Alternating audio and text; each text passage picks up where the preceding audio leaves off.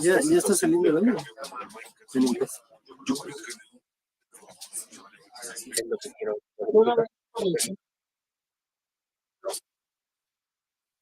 Pero, a ver, él es el que está, ahí se ve. Si tú haces algo, pero creo que no, mira. Pues, gracias. Si muevo, se ve allí. No creo porque, bueno, no sé. No creo. Las áreas que te vas a quiero ver. Entonces hasta la otra, ¿no? Sí, hasta la otra. Ahorita ya no. Porque los dos somos de abajo a la izquierda, color azul. Y eso no es parte dura de lo que estamos desarrollando. Sin embargo, nuestra diversidad en cierta forma de trabajo. Yo nada más me voy a meter al Zoom cuando se tenga que transmitir allá afuera, ¿no? Porque es para lo que yo lo necesito.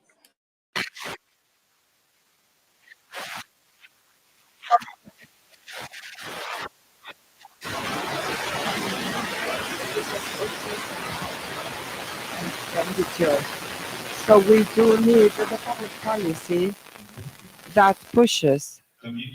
Also, as you said, 70%, 80% of the developments fail. Well, then we have to have good practices. Let us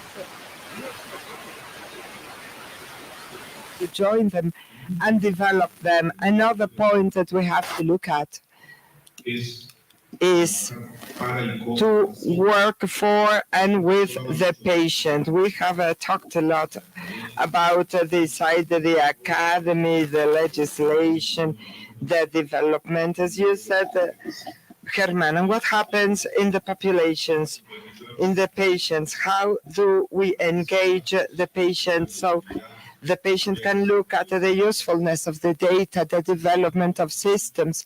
In a few years' time, we will have intelligent digital attendants. Well, I think I will see that before the end of this decade, we will have the avatars that will guide us in our healthcare in an intelligent way, not through decision making only, but through a process of. So then, the patient, when she looks at the benefit, will be using it. And we will go from the WhatsApp consultation to the intelligent system consultation due to cost to benefit. So from there, these avatars that are supporting us, that are counseling us, and that we have a population policies implemented.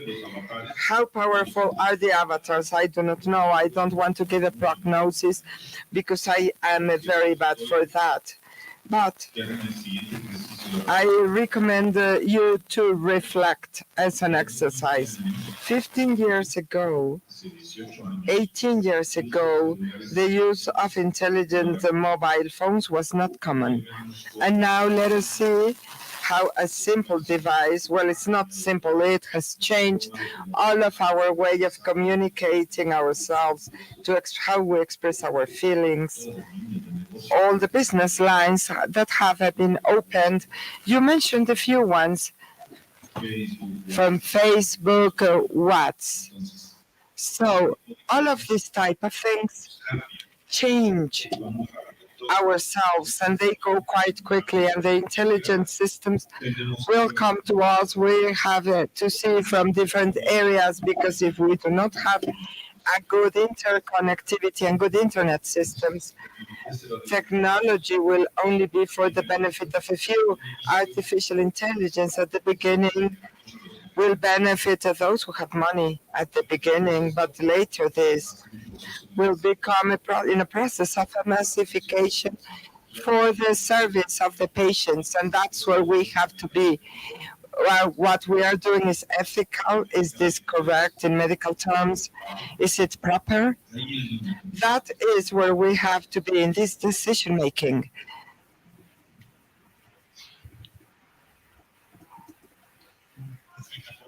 Spectacular, everything that you mentioned. I will paraphrase a doctor who talked in the HIMSS.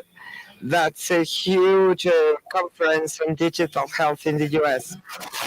It was said the patient wants a tailored medication but is not willing to giving us her data when we tell her that it's for the benefit of her healthcare to share the data of Facebook, Twitter, well now it's the X, and any other platform. And well, this brings us a consequence. It has happened to me in some projects, especially in Europe, in Spain, that we were making some algorithms of artificial intelligence for the prediction in the type of UCI patient for bulimic patients, and we had a big problem with the ethical committee. Each one of the patients, independently from the fact that we said it was going to be anonymous, and therefore the data and the collaboration among the different fields, we see that's fundamental for the progress of artificial intelligence.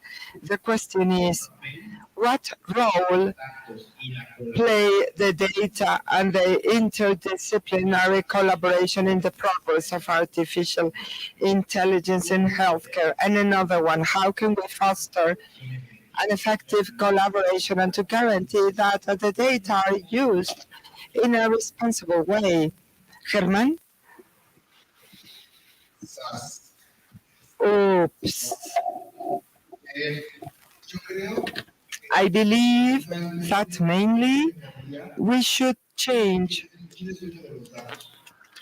who's the owner of the data. I believe that in order to foster this growth, I have to be the owner of my own data, my medical data, my internet data, my photographs, and I have to decide consciously whom I give access to.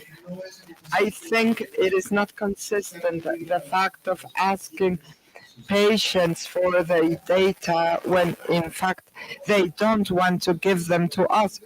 Many times the studies are kept by the doctor and I don't have them. I do not have the control who I give access to.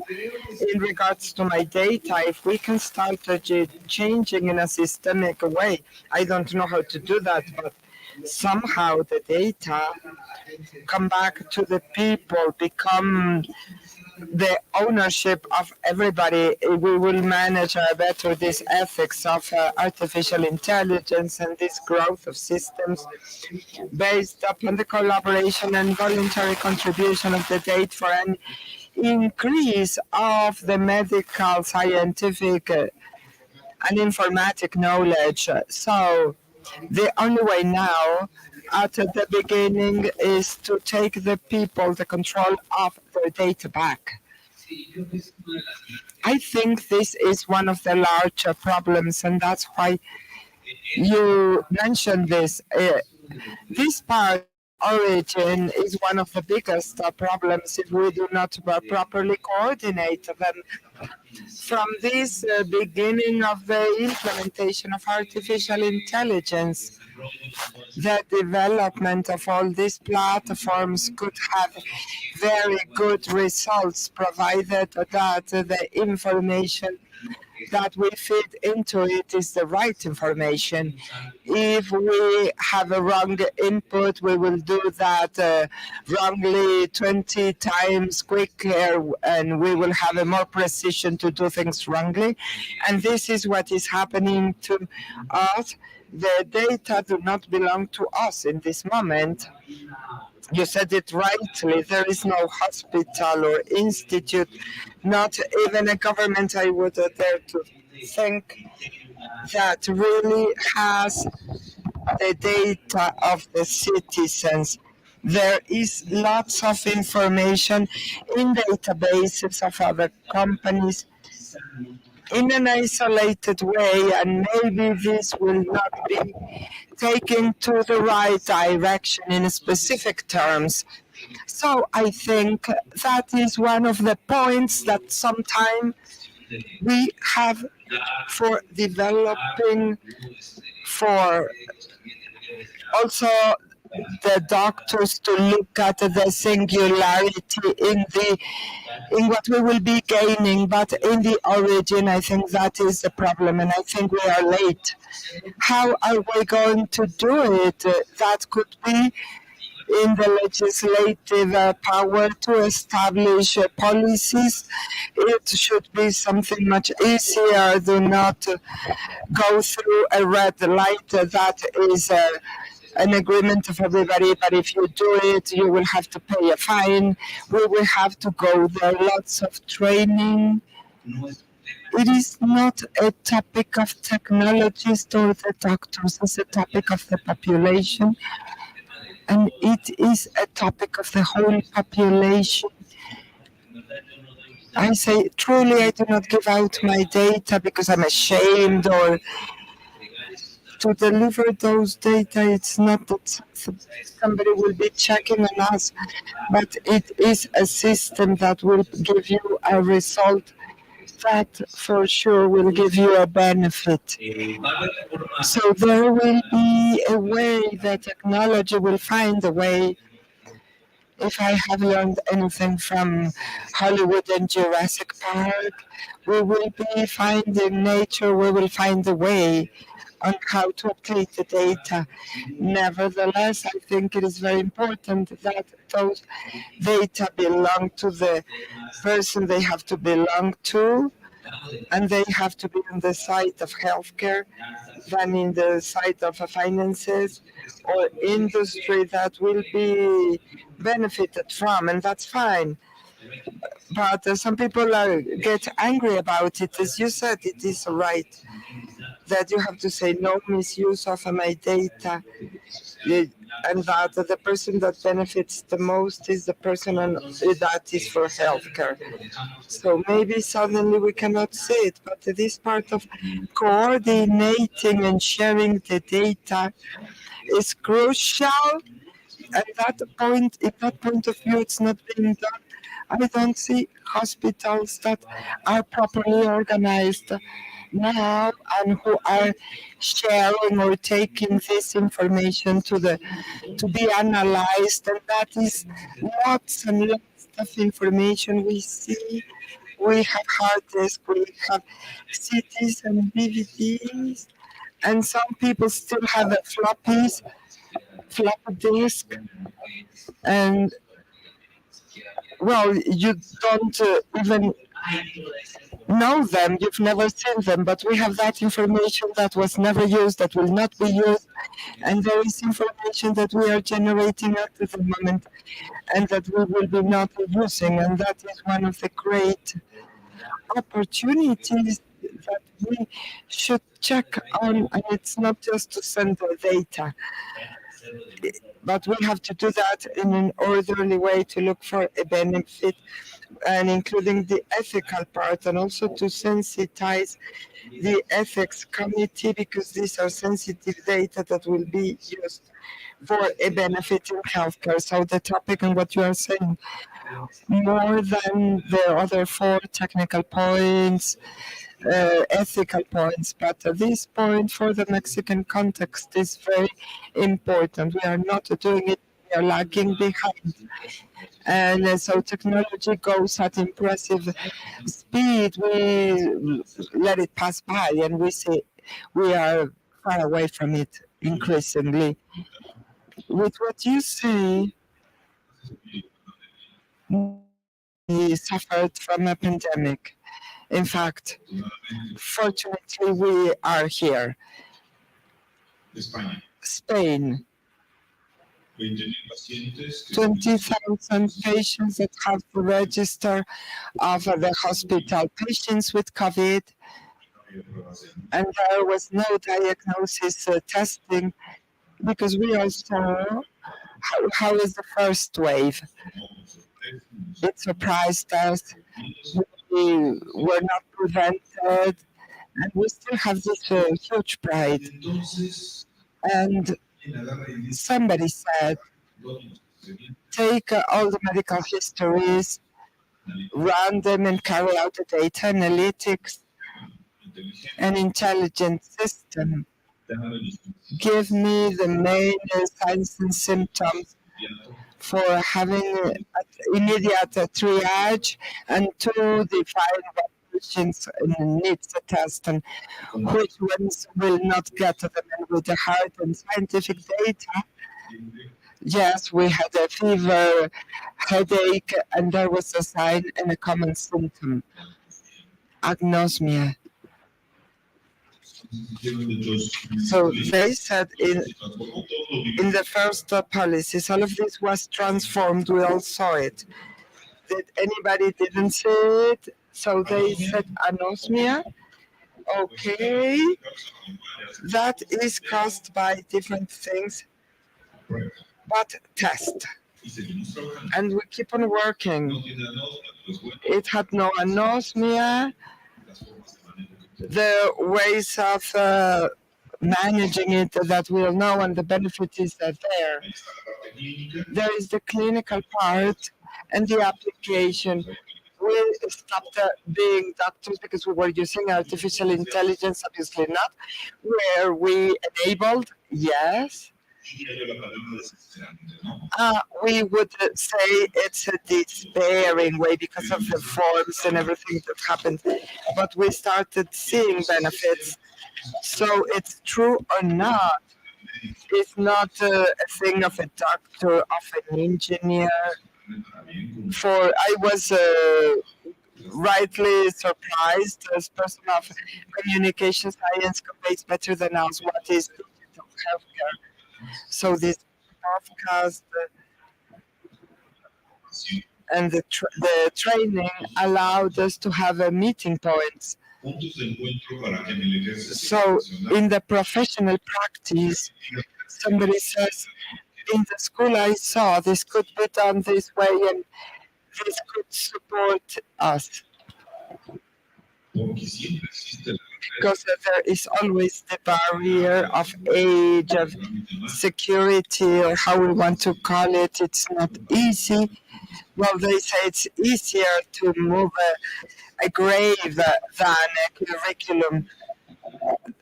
curricular program. We have to consider all these changes. We need somebody that says we go in that direction, but that is the work of everybody, and that respect. Well, due to that respect, I take that in the Department of Biomedicine. That is to respect everybody, and we will be having an accompaniment process, not of egos, but we go accompanying the people for increasing and making better this healthcare, but without reaching a conclusion. The fact that we are not moving the current models of healthcare, we will be talked about that in a moment. We will be reproducing a mistake and accelerating it. Instead of having one daily complaint, we will have 10. And instead of needing a medical subdirector, we will be needing 2. So one is in charge of the complaints. We will accelerate the error. We have not improved the healthcare quality. And also, if you say I said it, I will deny it, even if it's recorded. In Mexico, they tell us, you need 30 patients, but I only have 24. You go to the waiting lounge and you collect the name and you fill out a daily paper. Even if it's an acute pharyngitis, but he is suffering from something. And the numbers go up. Distorted 500 medical certifications, so we privilege a healthcare model by the productivity per kilo. And that does not go with the data science. and that does not go with the quality of a medical health care. And so we have to modify this part. In a while, we will be talked about that. I think Dr. Anais, she hasn't arrived. I think she will be talking to us about good experiences because sometimes we have the facilities, we have the personnel, even the material requirements, but the form of the health care falls short. And that is a work of everybody so we can generate better levels of health care.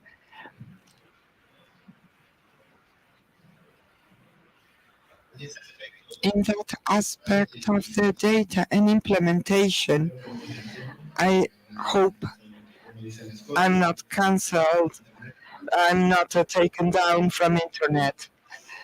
That happens often. But with the experience I have in Europe and Latin America, I think Mexico needs a proper legislation. Mexico needs a standardization, needs a minimum set of data for the exchange. Mexico needs some authorities to trust the protocols of exchange, .com, Snowden, among others. If we do not have the systems of information that we implement, will be useful for the operational area, but we will not be able to obtain information that becomes into knowledge. I stop here. Next one. Artificial intelligence in medical healthcare is in constant evolution, and its future is moving but also uncertain. We have to be prepared for the coming changes and to make sure that artificial intelligence is used effectively, ethically, and based upon specific legislation and also based upon value. Therefore, question: what is the future of artificial intelligence in medical healthcare, and how can we be prepared for a successful implementation? If you have a concrete example, you could mention it. Thank you. Oops. I think three things are very important in order to have a successful implementation of artificial intelligence. First of all, we have to prioritize the human being. That is, we have to be able first, when artificial intelligence gives a result, we have to be able to validate it with a human. AI will give us a lot of probability numbers, and somebody is very angry at chat EPT because we made the language a probability. That person is right, and it's a pity we have to do that. But at the end of the day, we have to be able to take our expert human beings, and so they help us to understand why we got that result. If we are not able to explain the result of artificial intelligence, that should not have a value, because we keep building knowledge in black boxes, and eventually that will blast. So that will be blasting because we do not know what's inside, and we put more and more knowledge around it. Eventually something interesting will come out of there. That's why we have as institutions, as people, as professionals and as governments, we would have to be prioritizing explainable artificial intelligences, where we can be told, I made the decision of not giving a credit to this person based upon this type of elements. I made the decision of giving this medication to this patient based on this result of artificial intelligence and this results of laboratory, maybe, or cabinet studies. So if we can make this a priority and explain them, let us support it. And finally, as people who are exposed to artificial intelligence, we have to be obliged to increase our literature, our knowledge on artificial intelligence to know what is the meaning of a supervised training neural networks, not to program them, but if somebody comes and says the probability to get this result, I can understand it. I can understand and I can contest the result as a human expert I am, and no artificial intelligence will take that away from me. No system will take away my expertise, but will give me the possibility of increasing my knowledge and making better decisions. Therefore, I believe that in order to have comprehensive systems that are successful, we will have to be thinking comprehensively. We have to include the professionals, prioritize the ethics, the explainability, and go for larger literature and knowledge. Yes, no question we will be walking towards artificial intelligence. No question artificial intelligence in no time will be an inherent part of the services and the support for the healthcare professional. I have no question about it. That's what we are going to do. But the point is, are we going to do that in the coming months, in the coming years? And how well will we be doing it? There are technologies, endoscopic surgery, 80, 90 years from the first surgeries. And even today we have normal surgeries, how do you call them, open surgeries. In spite of all the progress in that technology, the adaptability, that the professional, the acceptability I meant.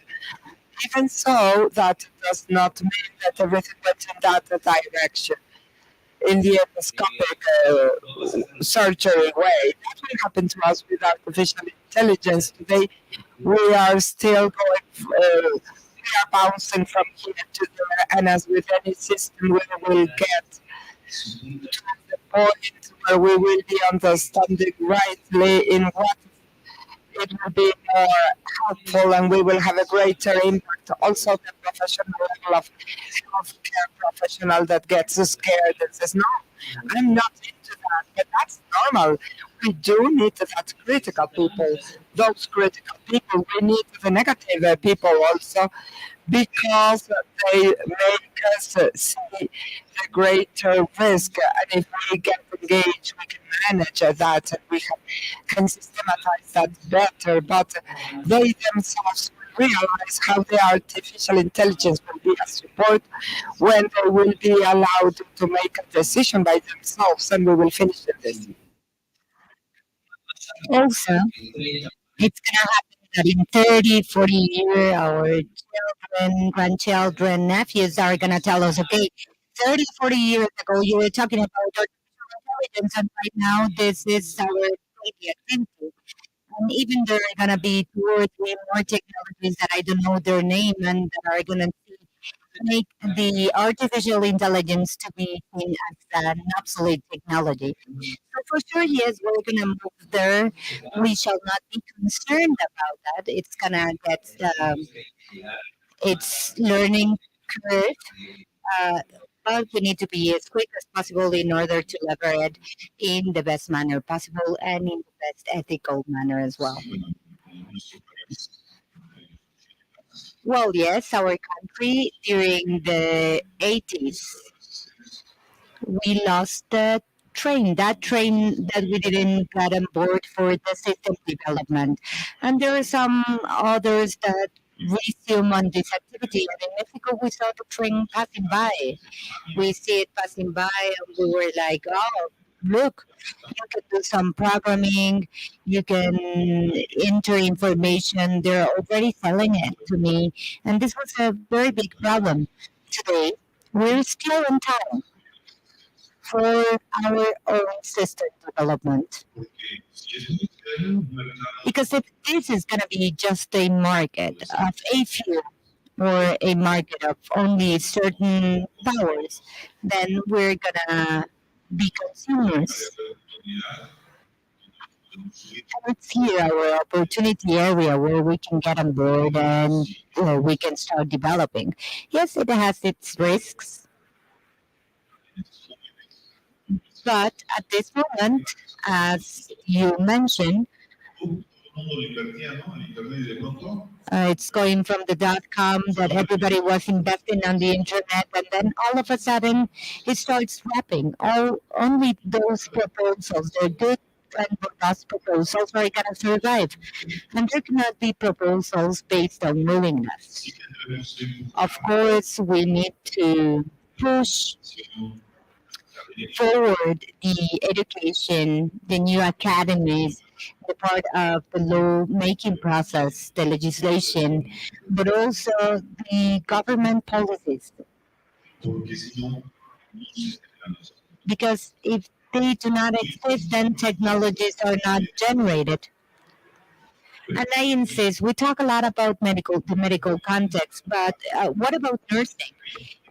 At the nursing context, we generate incredible data, and that stays there in their processes, in their working sheets. And when we see the process, when we see this information, then we understand why the patient is not improving in health. But then we need to go and look for it. And this is sort of a mandatory homework. We go there, investigate, and then we need to enter into the proposal. So, as you were saying, there are new technologies that are coming, and we are getting scared right now. If we are impressed of what artificial intelligence is capable of, then in a quantic computer in few years we're going to be completely scared of what it's been going to be done with our data in the healthcare sciences. What was taking us decades to reach, it's going to be reached in just a few seconds. And we need to have more data, correlated data and well-targeted data that can only be collected by the healthcare personnel who is dedicated to this and who knows exactly what to do. So, and right now, I go back to that same line. Just to wrap up maybe my intervention on this roundtable, what happens with our intervention? And this is regarding health data, but also we are generating a lot of data in terms of our sentiments, feelings, emotions, thoughts, way of thinking, reasoning, all those functions, and all these need to be legislated. We need to regulate this because it's going to be levered and it's going to be taken advantage of course. They say that around 2030, 80% or 80% of our works are going to disappear or are going to be modified by the artificial intelligence. It is August 2023, so we still have time.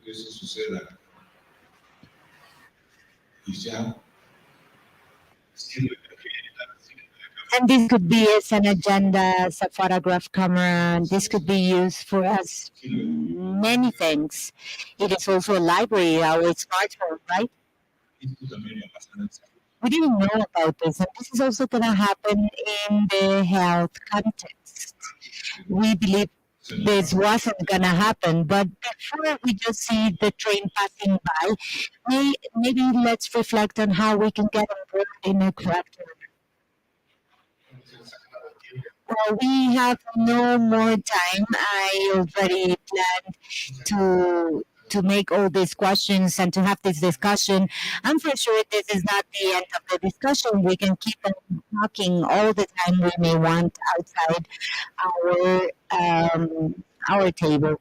And therefore, I would like to give you a token of our acknowledgement to everybody here in our table as our panelists. So, Dr. Alejandro Ayola, Melchor Sanchez, and Dr. Raul Carrillo, thank you very much. I hope this was a useful discussion, and we'll continue with our next presentation.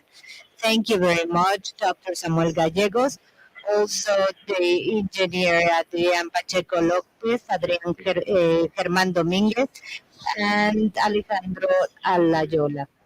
So we're going to continue with our next conference. We just have certain adjustments to do at the presidium, and then we will continue.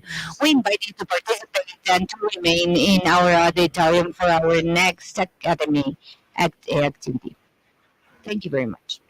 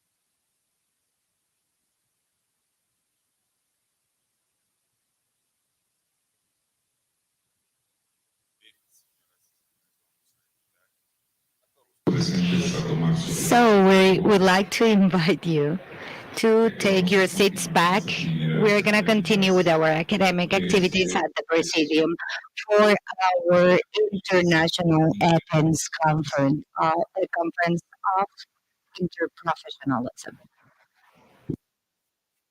Hello, good morning. Now we're going to continue with our Manu Chao, Dr. Manu Chao. So now I would like to give the floor to Dr. Godoy to continue with the presentation. So we're going to continue with our key conference, Digital Transformation 2023, Agenda for Healthcare Providers. That is going to be given by Dr. Mario Chao. So I have the honor to read the bio of Dr. Mario Chao. He has 30 years in experience in consultancy of businesses. His international trajectory has led him to lead transformational projects in different countries of Latin America and Europe. He has an academic education in cybernetics, mathematics, and computation sciences. And he has been highlighted by his thesis work that has been awarded on regards of of the automatic detection of hard images. Since 1969, he was focused on the healthcare sector by creating and leading the youth business unit, Eric's Health.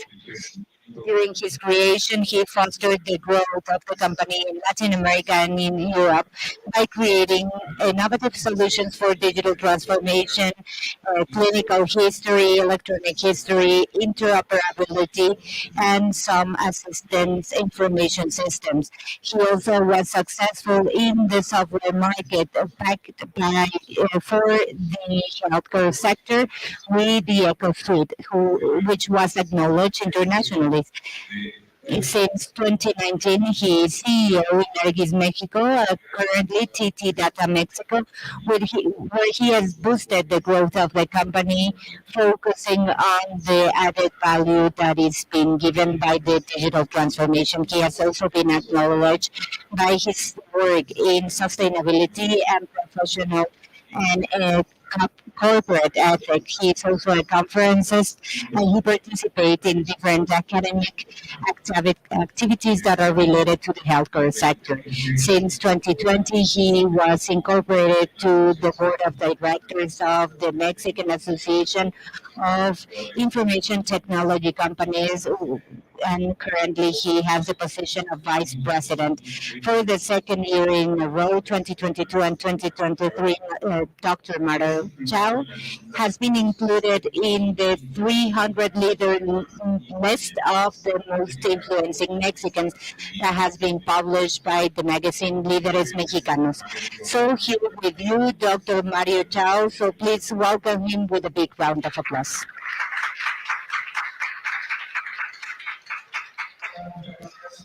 Hello, can you hear me well?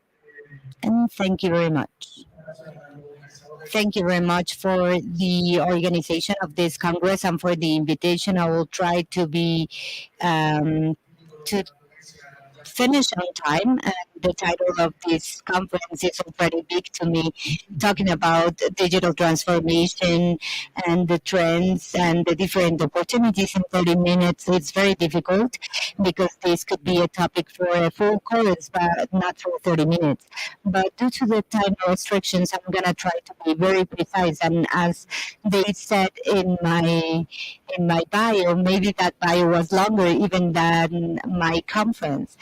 And this was a very short version of it. Can you hear me well? Yes.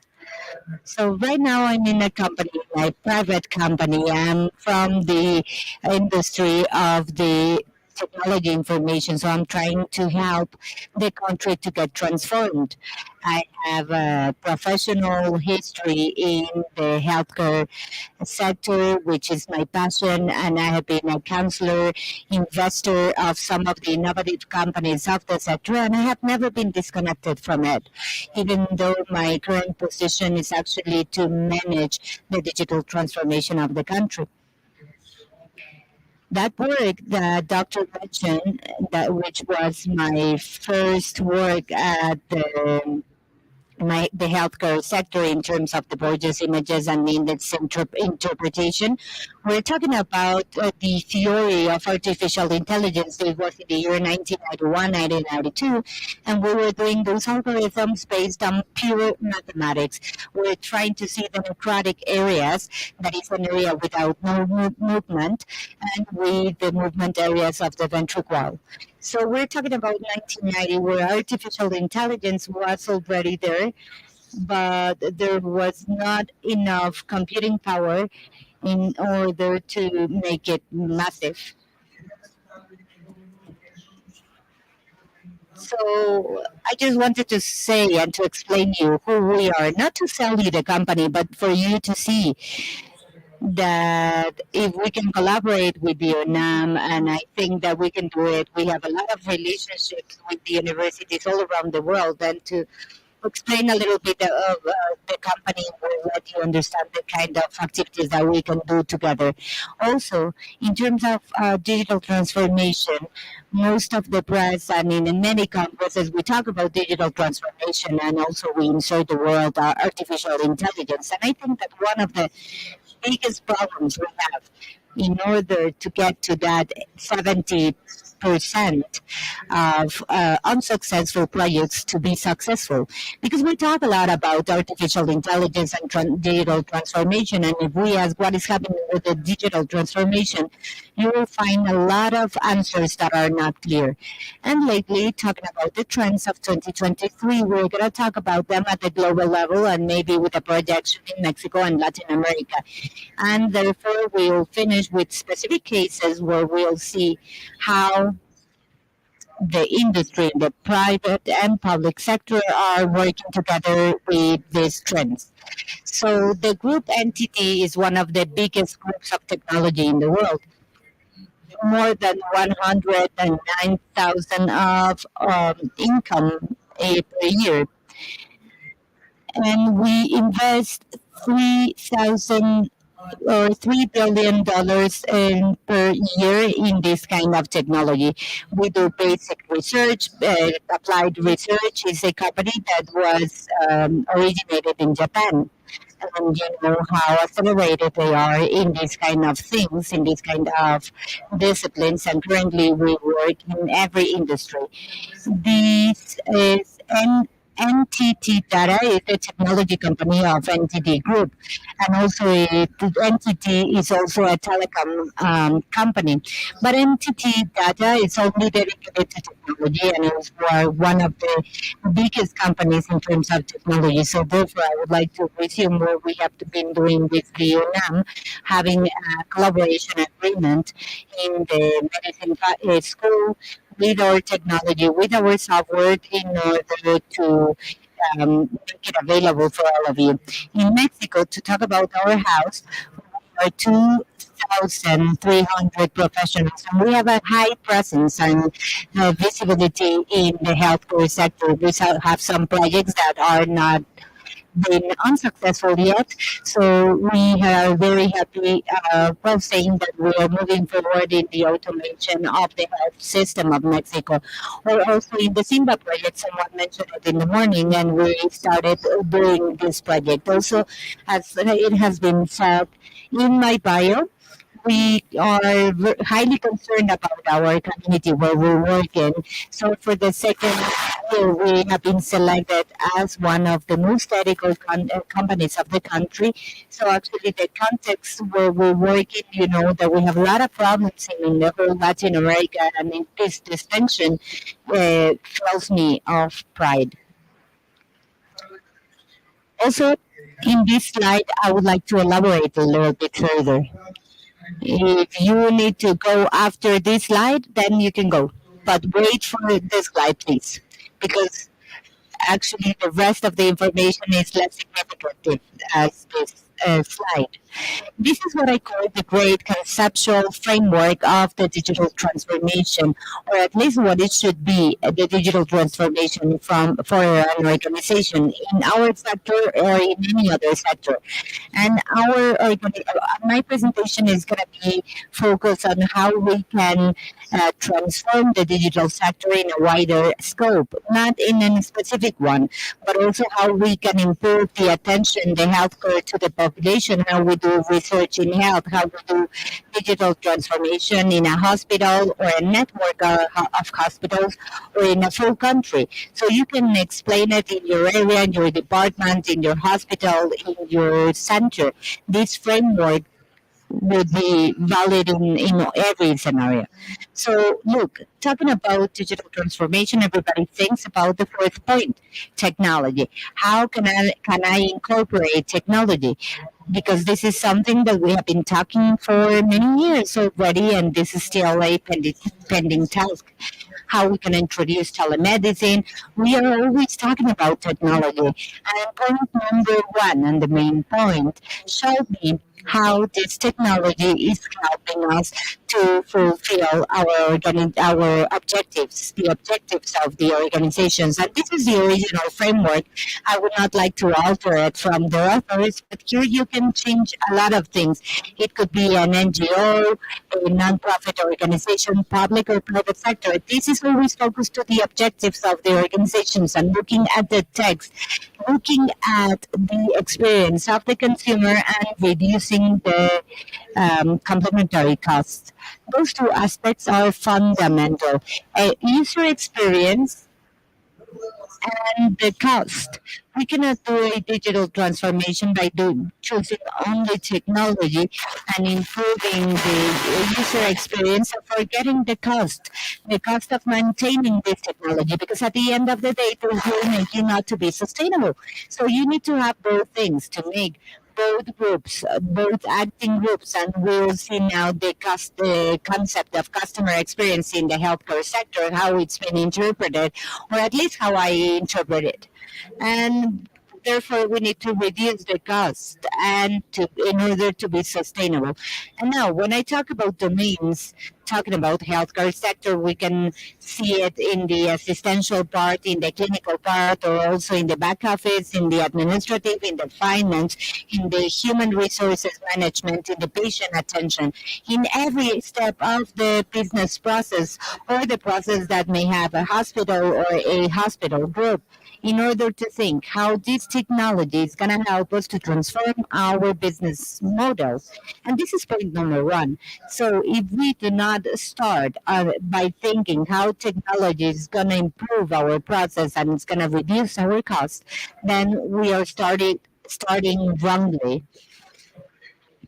When there is someone in these projects and there is a client arrives and tells me, hey, we want to do a great transformation project, we want to make a great implementation and implement artificial intelligence, I always ask them, what is your business objective? What are you looking for? At which is the return on investment? And they look at me and they say, no, yes, I do have the resources. And I tell them that wasn't my question. My question is, what for are we doing what you want to do? So first of all, we need to have this clear. Point number two is this is extremely relevant. Human talent. If we are not educating the people of our organizations with the necessary skills to maintain, to evolve these solutions, then you are not doing digital transformation. Then probably you are investing money on a software and no one will be able to escape and no one will be able to evolve. So then it's going to be a failure since point number one. The most important thing is the human talent, which is very expensive and which they need a lot of education. So if they're coming from the informatic department, from the technology department, and they want to implement it, we can ask them, okay, how are you going to maintain them? Is our people really trained for the use of this? If not, we have a problem. Operative models, I have already mentioned it. Obviously, we transform, and this is the level on how our organization is prepared to metabolize this digital information. If not, this will become into the pilot syndrome. The organizations that are becoming frequently on pilot projects. And this is how artificial intelligence was. Artificial intelligence works. But the point is that the pilot project shall scale up, shall evolve, and become into a transformational project. Because if you're not ready for it, then forget about it. And point number 5, we have been talking about point number 5 a lot today. This is data. Healthcare sector is one of the main generators of data in the world. I still have 18 minutes, and I was saying that we're the biggest data generator. But once again, if the organization is not trained to exploit this information, then we're doing nothing. And lastly, this is the capacity to scale up. And this is where most of the projects fail. They do not scale because basically they didn't analyze this. So I'm not going to say anything more interesting than this. You can even escape from my presentation right now, but you just need to analyze this. What are we? What are we doing it? Do we have the necessary skills? Do we have the buzz? Are we gonna get adapted and we're gonna be able to metabolize the technology? Are we gonna scale it up? Or are we gonna evolve? If I don't know those answers, then stop the project because you are gonna be part of the 80% of failure projects. The trends. You came here to hear about this. When Samuel and Dr. Alayola asked me, hey, you need to talk about trends, I was like, okay, I'm going to look for the trends of 2023, but you know that in the technology world, we talk a lot about many things and then we get lost. Why? Because there was a very good friend from Colombia, a healthcare minister, and he told me, Mario, there is a difference between Denmark and Denmark. That is a state in Colombia. And he wanted to make reference of saying that one thing is the developed world and the other thing is Latin America, and that we need to get a nuance for our context in order to understand it better. So if I was looking for the trends of 2020 in Latin America, maybe they will be valid. That we're not doing state of the art technology. We're doing a lot of things, as Dr. Bloss mentioned in the first conference of the morning. But yeah, it's true that we're missing to scale it up. So that's why I'm writing down the trends of the last 2 years. There's nothing new. And I'll summarize it in three elements. First, maybe four. The first one will be part of the cloud derivation as an strategic project due to its flexibility and scalability. Second, the generation of data and the leveraging of data to produce insights. And three, artificial intelligence, which is very trendy, as you have seen in the first conference. And fourth, has to do with cybersecurity, because every time we are becoming more digital, we are more unsecured on this. And I think that this is very interesting to take note of because cyber criminals are out there. So, from these trends, if you see the worldwide reference of a survey that was done by Gagner to healthcare providers all around the globe, we can see that there is no big difference in Mexico and in Latin America of what is happening in the whole world. See, makes also sense. We are all in agreement of the benefits of digital health.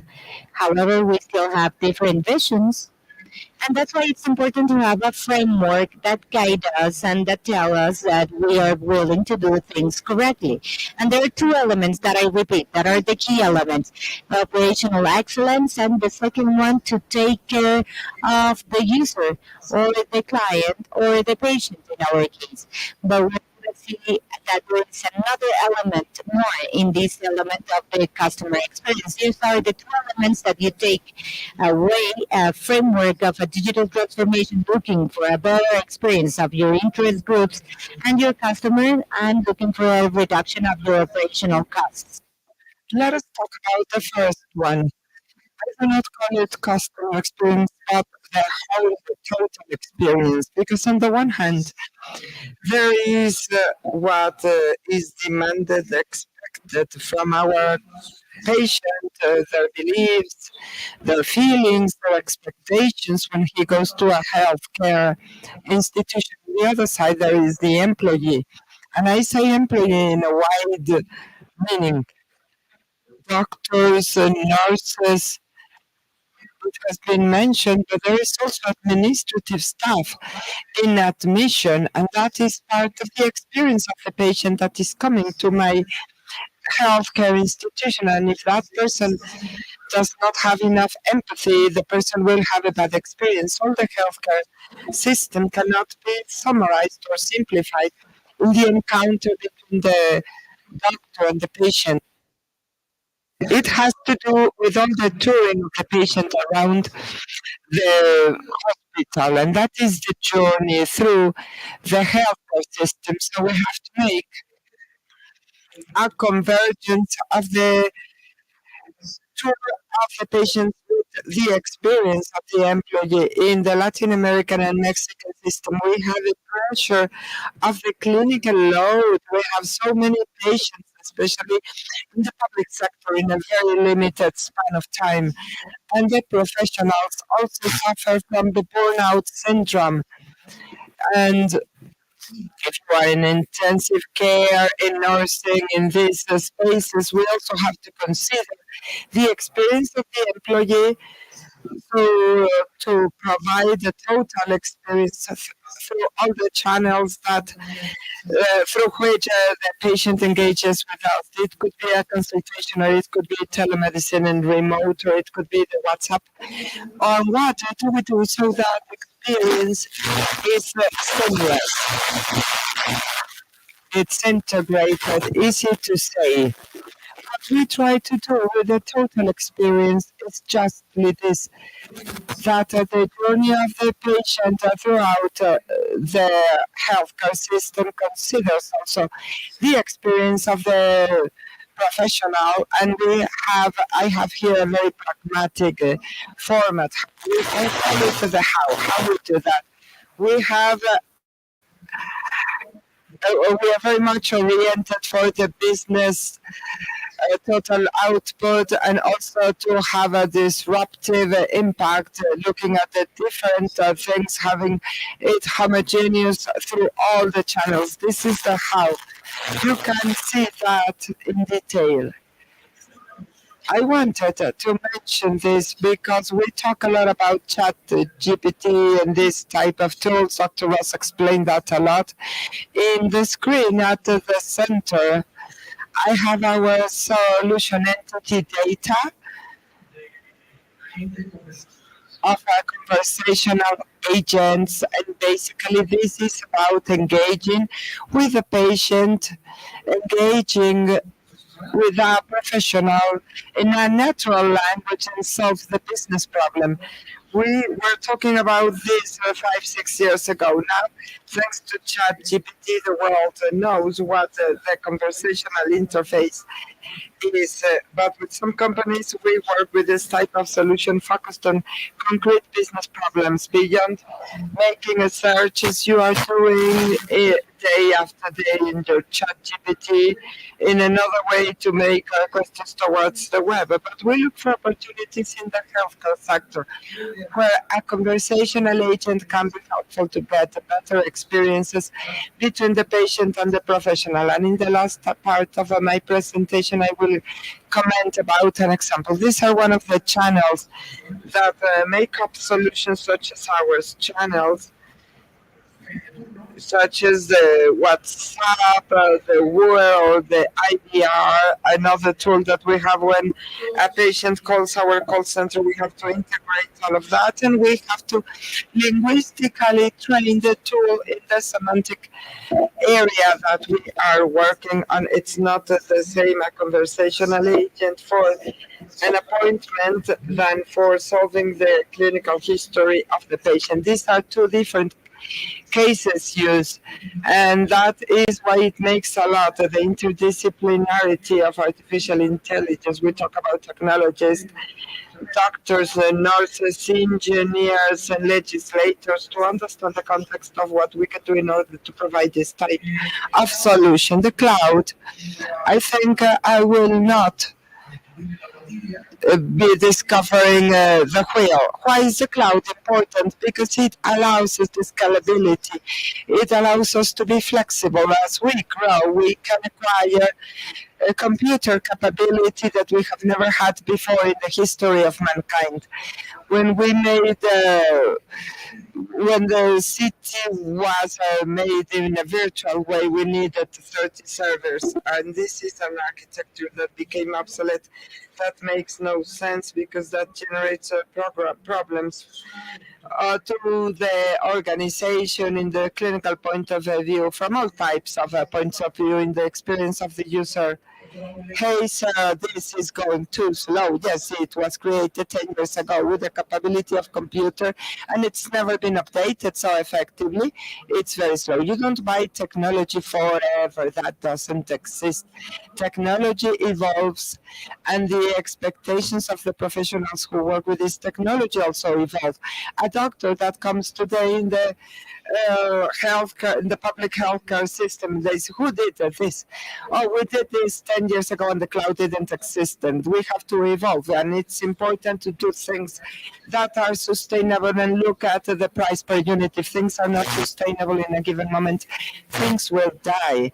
What is happening today with the cloud? More or less the same with artificial intelligence, but with the cloud, we've been talking longer about this. And now the mindset of most of people do not understand the cloud. They do not know what the cloud is. They look at a painted cloud. Most of you work in the cloud one way or another. When you are with your boyfriend, you are replicating the security copies. But from the strategic conceptual point of view, the organizations do not know what to do with that. They have a legacy of the system for many years. How do I transform the medical system? The medical history is not in a cloud. And one of the larger problems that we see in the current world in healthcare in Mexico is that the method is missing. We are missing also strategic thinking and also long-term vision, and we are also lacking thinking of a strategic vision of all most aspects, including the cloud. I give you a first exercise. What is my organizational strategy? What are the architecture, technological architecture we have to implement so we can start migrating to applications for the cloud? And I can enjoy the benefits of the scalability and the flexibility that the AI requires. We have to take this to the organization as a strategic vision. Many of us do not have it. This is strategic vision. What I give you as food for thought.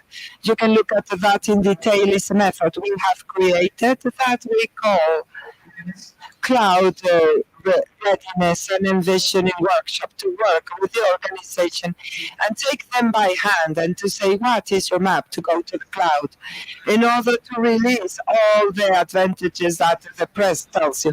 I have to think of that. I have to plan it. You have to think it over. I give this as food for thought.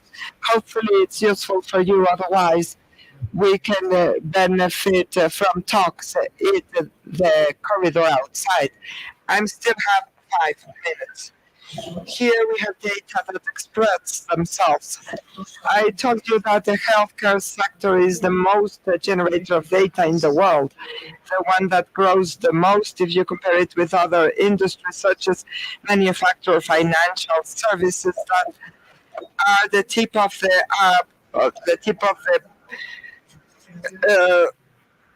the avant-garde technology that generates more data.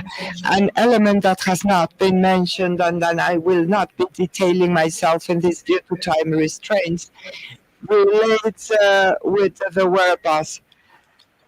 All these positives that we have as a final consumer is the consumerization of healthcare. We have devices practically for everything.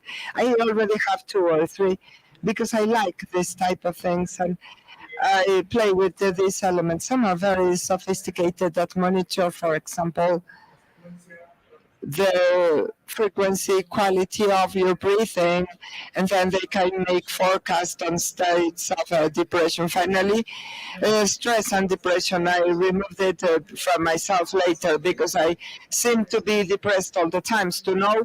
And well, that presented problems in the airports when I had that thing on my chest. I was always being stopped. And what's that? It's a wearables. How does it work? Well, you breathe, and it's a mobile application. So the immigration controller was not interested in security, but in the device. Breathe, show me. And I was in front of everybody breathing. And the application, what is that for stress? And at the end, I was threatened and I don't use it any longer. But we have this type of devices for everything, for mental healthcare, we worked in a program that was called Smiling is Fun for training in not severe depression. Instead of prescribing medication, we prescribed a digital treatment, and that is generating all this avalanche of data. We are not talking about digital transformation and AI only in the clinical and career, but also for the research, for clinical trials in the pharmacy and drugstore. And that is to conclude, because other people who spoke before me commented on this. So this is a very interesting prism. I think it's your food for thought for you.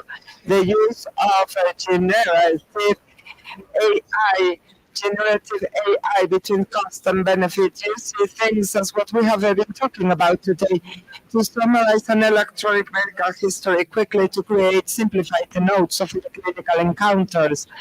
Automated codification, me and Samuel have been working on automated coding for the last 10 years, starting from free text with neural networks. That's nothing new, but we have been working on that. It's here.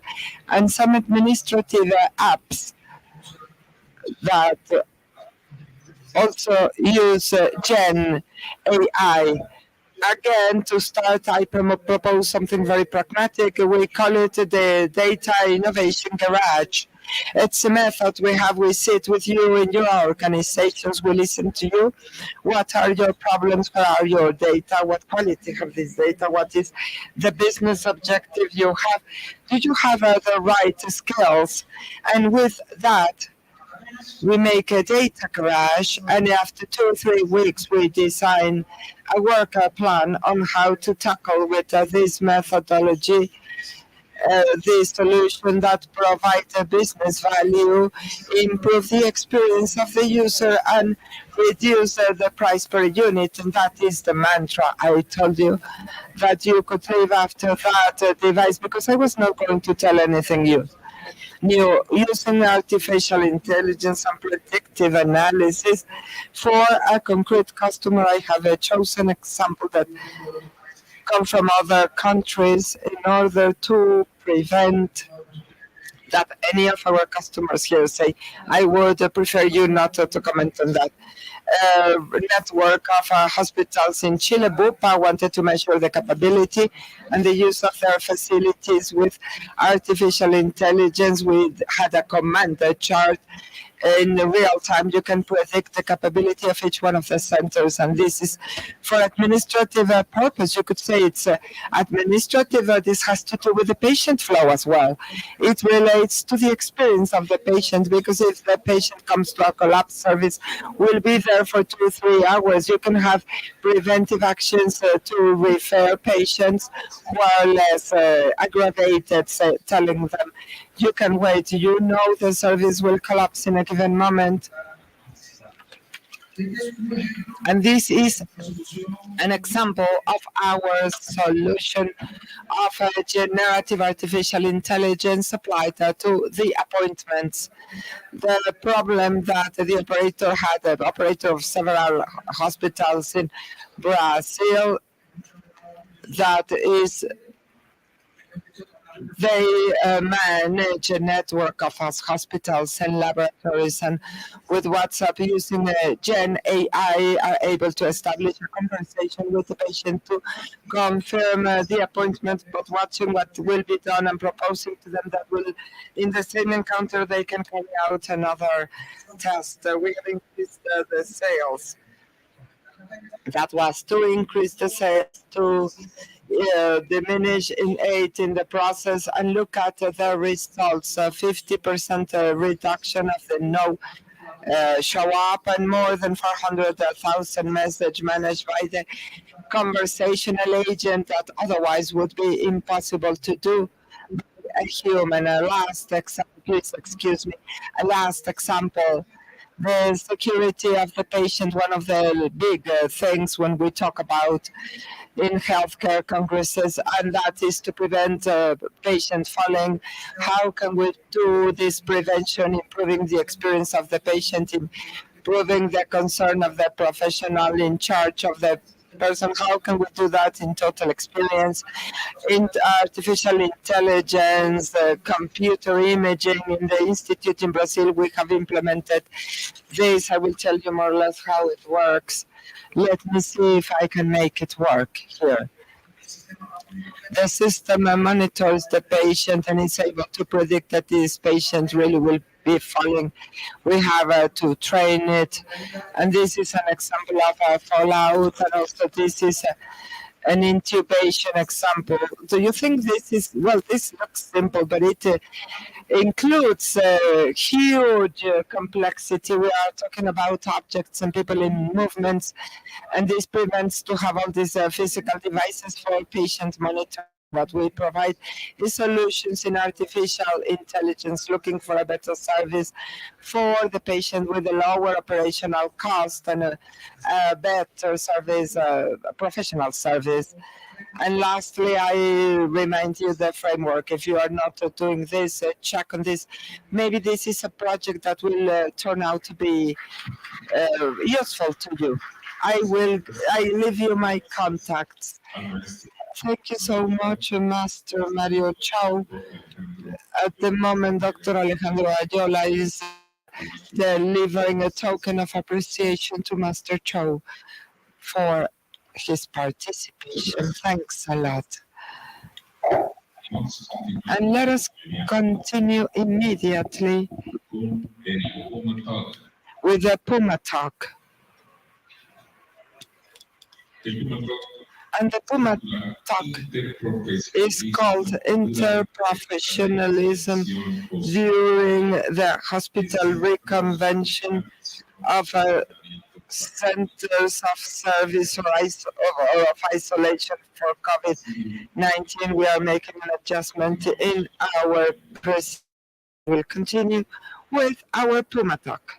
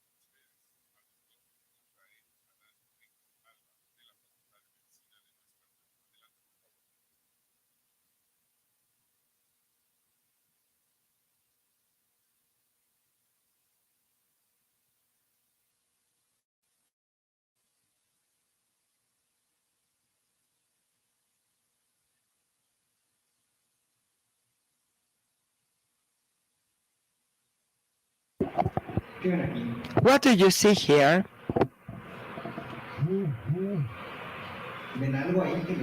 Do you see anything here that makes you recall part of your previous lives? I see two professionals working. Both of them are head of service. One is surgical and the other one is a more chemistry uh, bound doctor. I made this photograph 15 years ago when I was studying medicine. I thought I was going to see this every day. This is what I would like to happen to me. And lots of people would like to have this experience by their patients. Two different doctors work jointly. Unfortunately, what I saw in that very same place, these pictures are from the same place when there were not heads of service. The resident came in, checked the patient, and then other doctors from other areas were checking the same patient, and I was wondering why. Why is this happening? Why they don't work together? It took me a long time to understand it, and one day in a book on public healthcare, I found this diagram, and in this diagram, I started to to understand what was happening within. I understood the hierarchies. And and not only I understood them, but I started experiencing them. I was in the tip of the pyramid. I had the guidelines and the control. I could say what was right, what was wrong. I was imitating the engagements among all the people.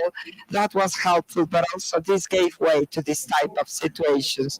It took me longer to start understanding concepts and how to work as a team. And pay attention. I'm not saying to work as a team. To work as a team is so good. Hold your hands. Let us be one. We are told what to do, but we are not told how to do it. The coming healthcare problems, what we see when we go to the afternoon consultation, have become more complex. You already know that, and to solve and to provide a better service in this type of problems, we need different disciplines of people coming from different backgrounds with different beliefs and different practices, and that are good for an objective at least. When you go to the literature, the evidence on how to do it is limited. The process is not well described. Things have happened to us. And one of the things that happen to us when you get educated in the area of healthcare sciences, you are taught to look for information. And I spend lots of time looking for information, a master's, a PhD, and that is one of my concerns. I am devoted. I want to teach, but I want people to solve a problem, and that improves the healthcare organizations. I was looking for this answer, and I have worked in a consultancy for a long time. Do you remember this? What is this? You are right. Is the epidemic curve of Mexico with different pikes and different plateaus, and how it increased. And this happened. There were some social reactions, such as City Banamex Center, where we had different professionals, where we had the schools, the public sector, the private sector. We started learning what to do so people work as a team. Unfortunately, the evidence is not very wide. I made a systematic checkup of the topic for Mexico and Latin America, more than 100 publications, books and articles in gray literature. We only had 7 relevant publications. It was very little, and we had to squeeze the experience out of it and to understand what to do. I will tell you about what I learned. I learned that there were 5 pillars expressed in Mexico, and these 5 pillars start here.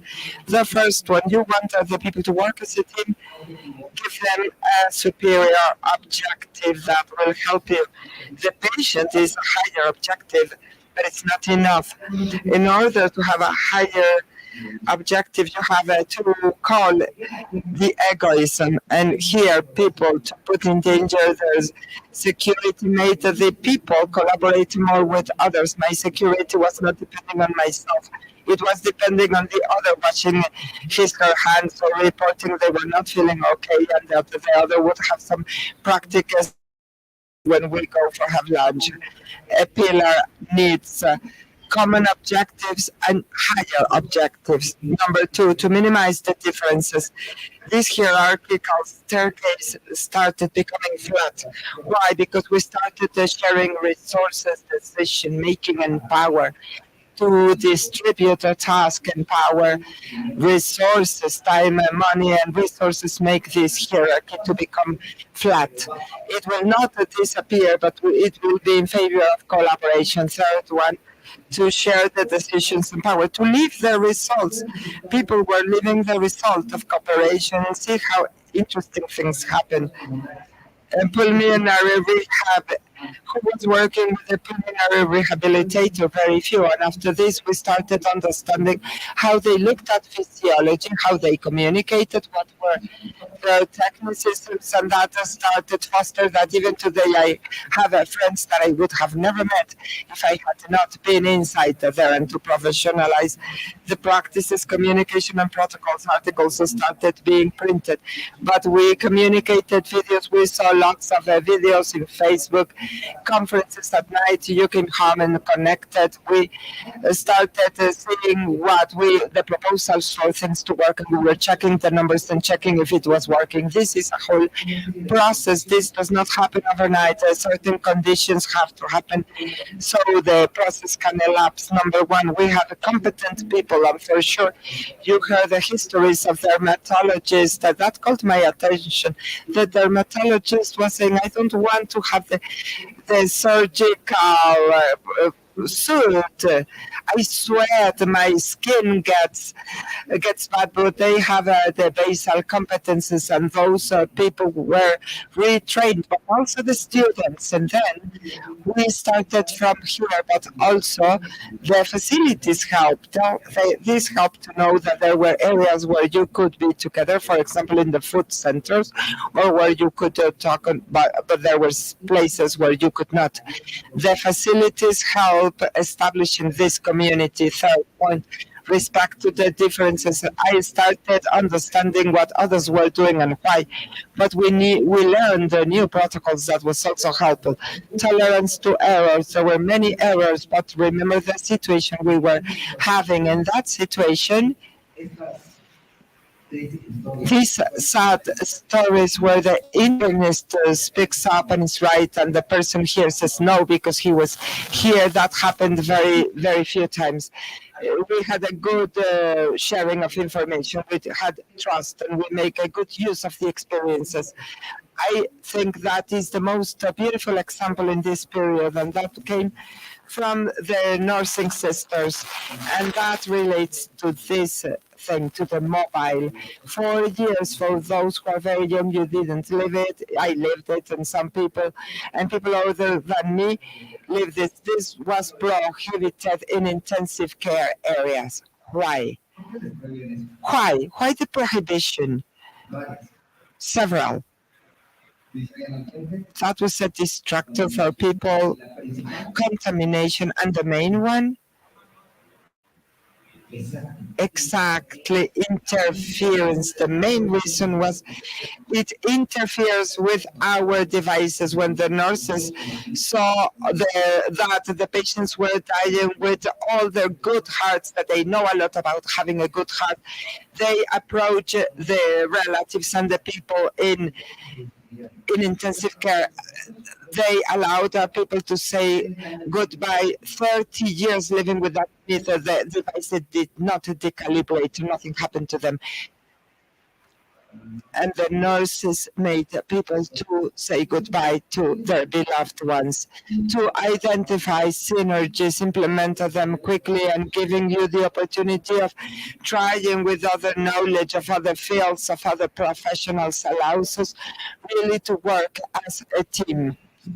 If I have to give you something that you have to take home, that is the Secretary of Health that says these are huge elements, titanic elements that require a long change. My experiments was utterly beautiful to prove we can have a quick and profound changes in the healthcare system if we understand the pillar and we join the process, and especially if we document them and we convey them. And lastly, and this will be the takeaway that I had and what I wanted to share with you about this process: live the experience and transform it. When you talk to the people that was there from the scratch, you understand why their behavior today it's different than it was before. To live the experience, transforming. Thank you very much. Thank you very much. Rico Alba from our School of Medicine. Sorry, there is no more audio in our book.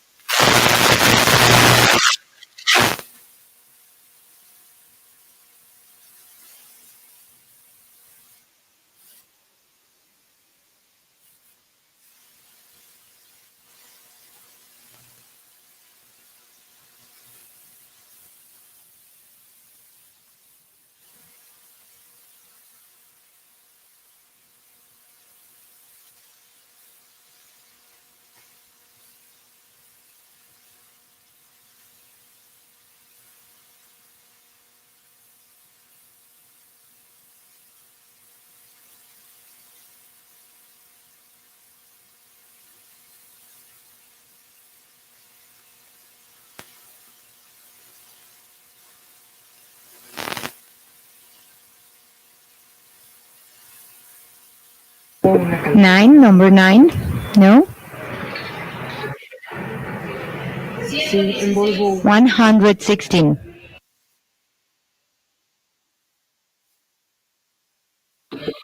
51.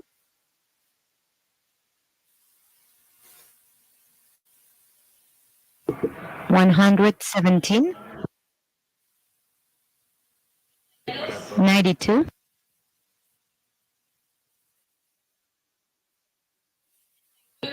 79.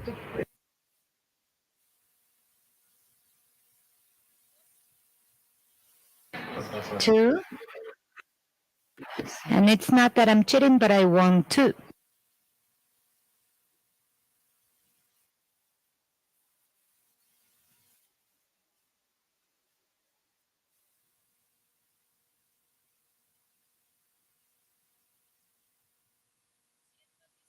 118.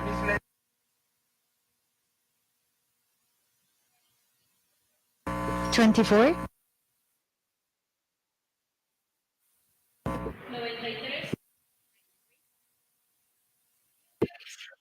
93. Hey, congratulations.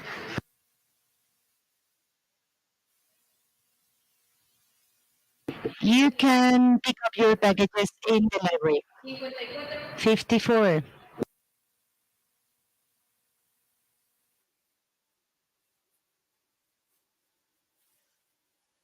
69.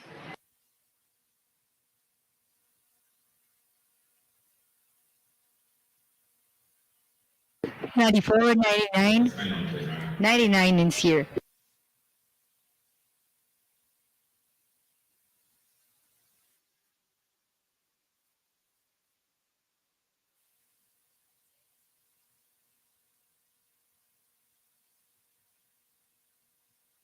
56.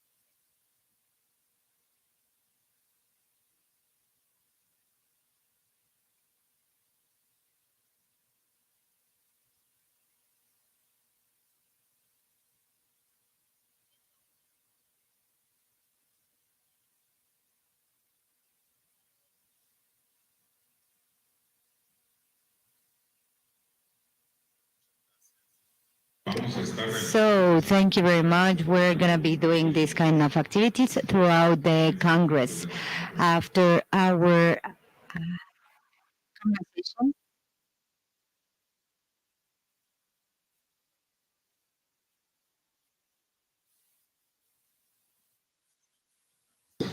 So we invite you to continue be part of our activities. At this moment, we have a break, and later on we'll continue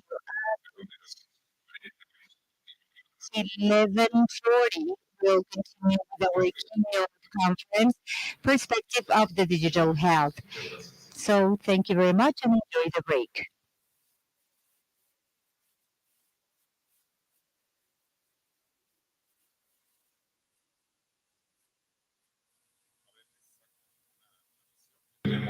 Just to make it clear, we have the next activity at 11:10. So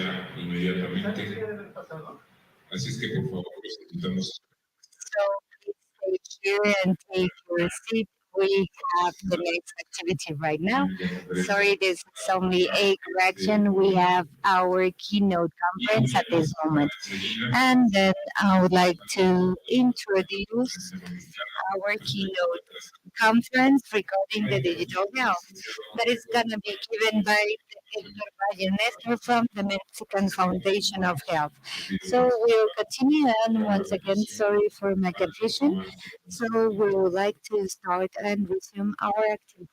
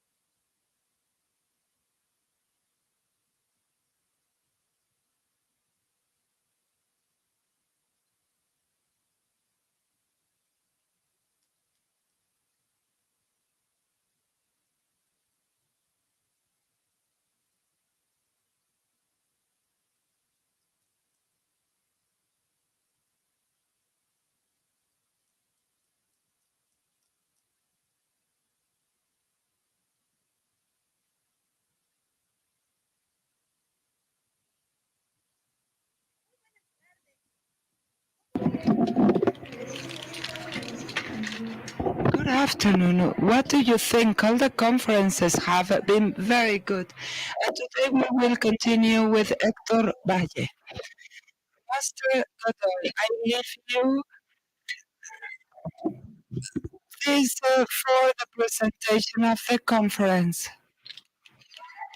We will continue with Licenciado Hector Valle Mesto. Master Godoy, I give you the floor for the presentation of the conference. Thanks. We will continue with the key perspective of health, of digital healthcare by Dr. Hector Vallemestre for the Mexican Foundation for Healthcare. And this will be a virtual conference. I'm glad to present Dr. Vallemestre, Executive Chairman of the Mexican Foundation for Healthcare and Chairman of the Council that promotes FunSalud, partner of X Ventures, founder and member of Innova Salud. He has been member of the National Chamber of Pharmaceutical Products, the Mexican Association of Pharmaceutical Research, Mexican Association of Agencies of Advertising, and he is graduated from the Monterrey Tech. So I leave you with Dr. Vallemestre. Go ahead, please.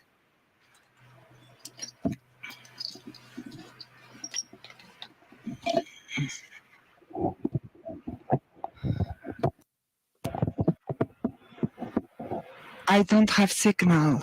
I'm sorry.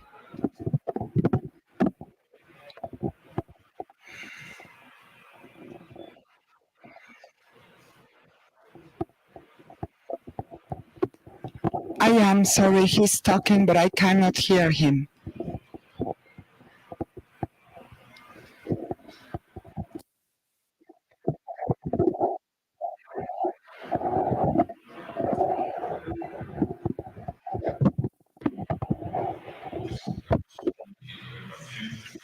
We are asking for your patience. We have a problem with the broadcasting, but very soon, Licenciado Dr. Vallemestre will be with you.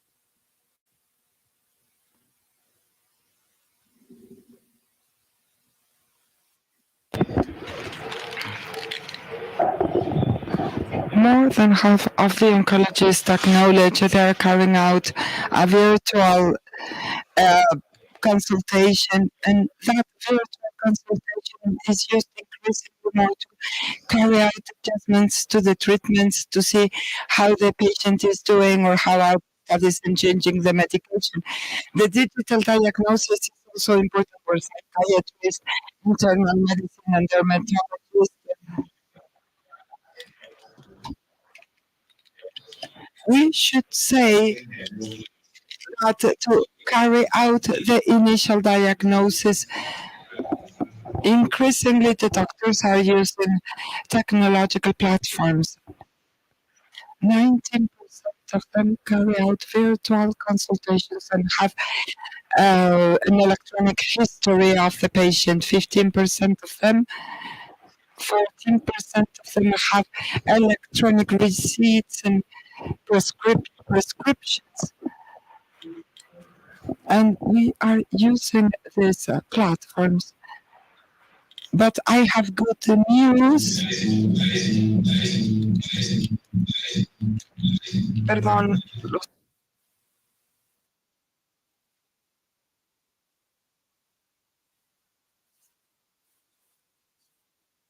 We are evolving increasingly to the virtual model, and we distinguish models such as what is being done in the US. It's at the beginning is a digital startup in the same way. A model.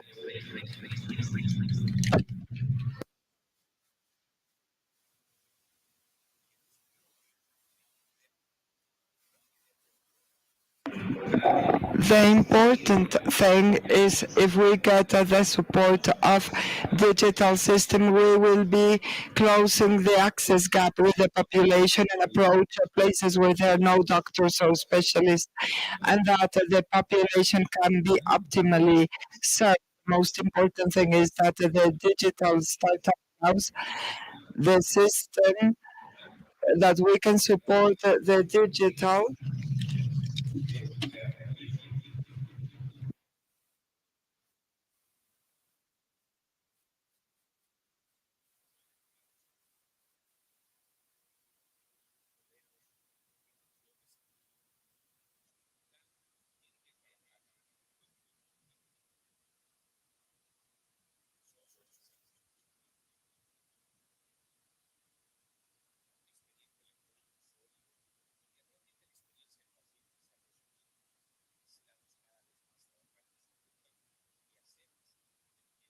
More in that route and make a use of artificial intelligence to make a good use of the time of the healthcare staff.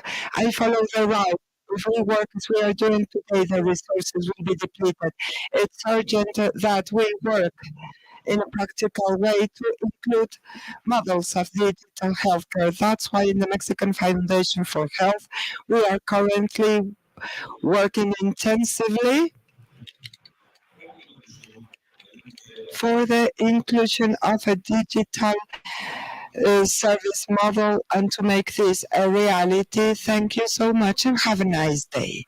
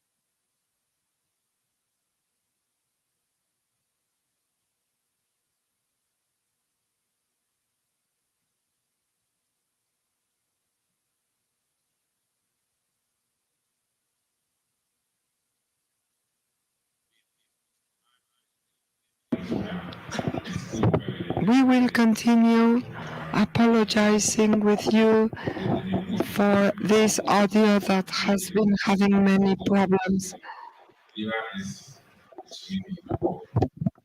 We are working for some other audio than the one we have given you. Obviously, Dr. Hector Vallemesto, and for those who are interested, the conference will be recorded.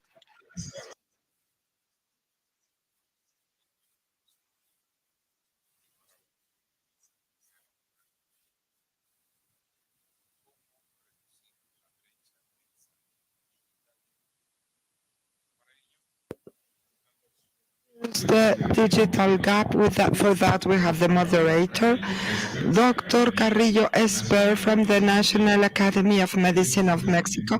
He's the vice chairman of the National Academy of Medicine, graduate as a surgeon doctor from La Salle University, specialty of internal medicine, subspecialty in medicine of a critical state patient, and a specialty in anesthesiology from Salvador Subirán, member of the different societies, Mexican and foreign, in the level of pre-graduate studies and postgraduate studies, as well as participation in different consensus and documents of medical position. The doctor has more than 400 scientific and foreign publication, besides having received many academic awards, such as the Dr. Manuel Castillejos, the award Dr. Benjamin Bandera for the merits of teaching anesthesiology, among other things. I am proud to present, and I leave you with the moderator of the table who will be presenting the members. With you, Dr. Raúl Carrillo. Go ahead, please, Doctor. Good morning to all of you.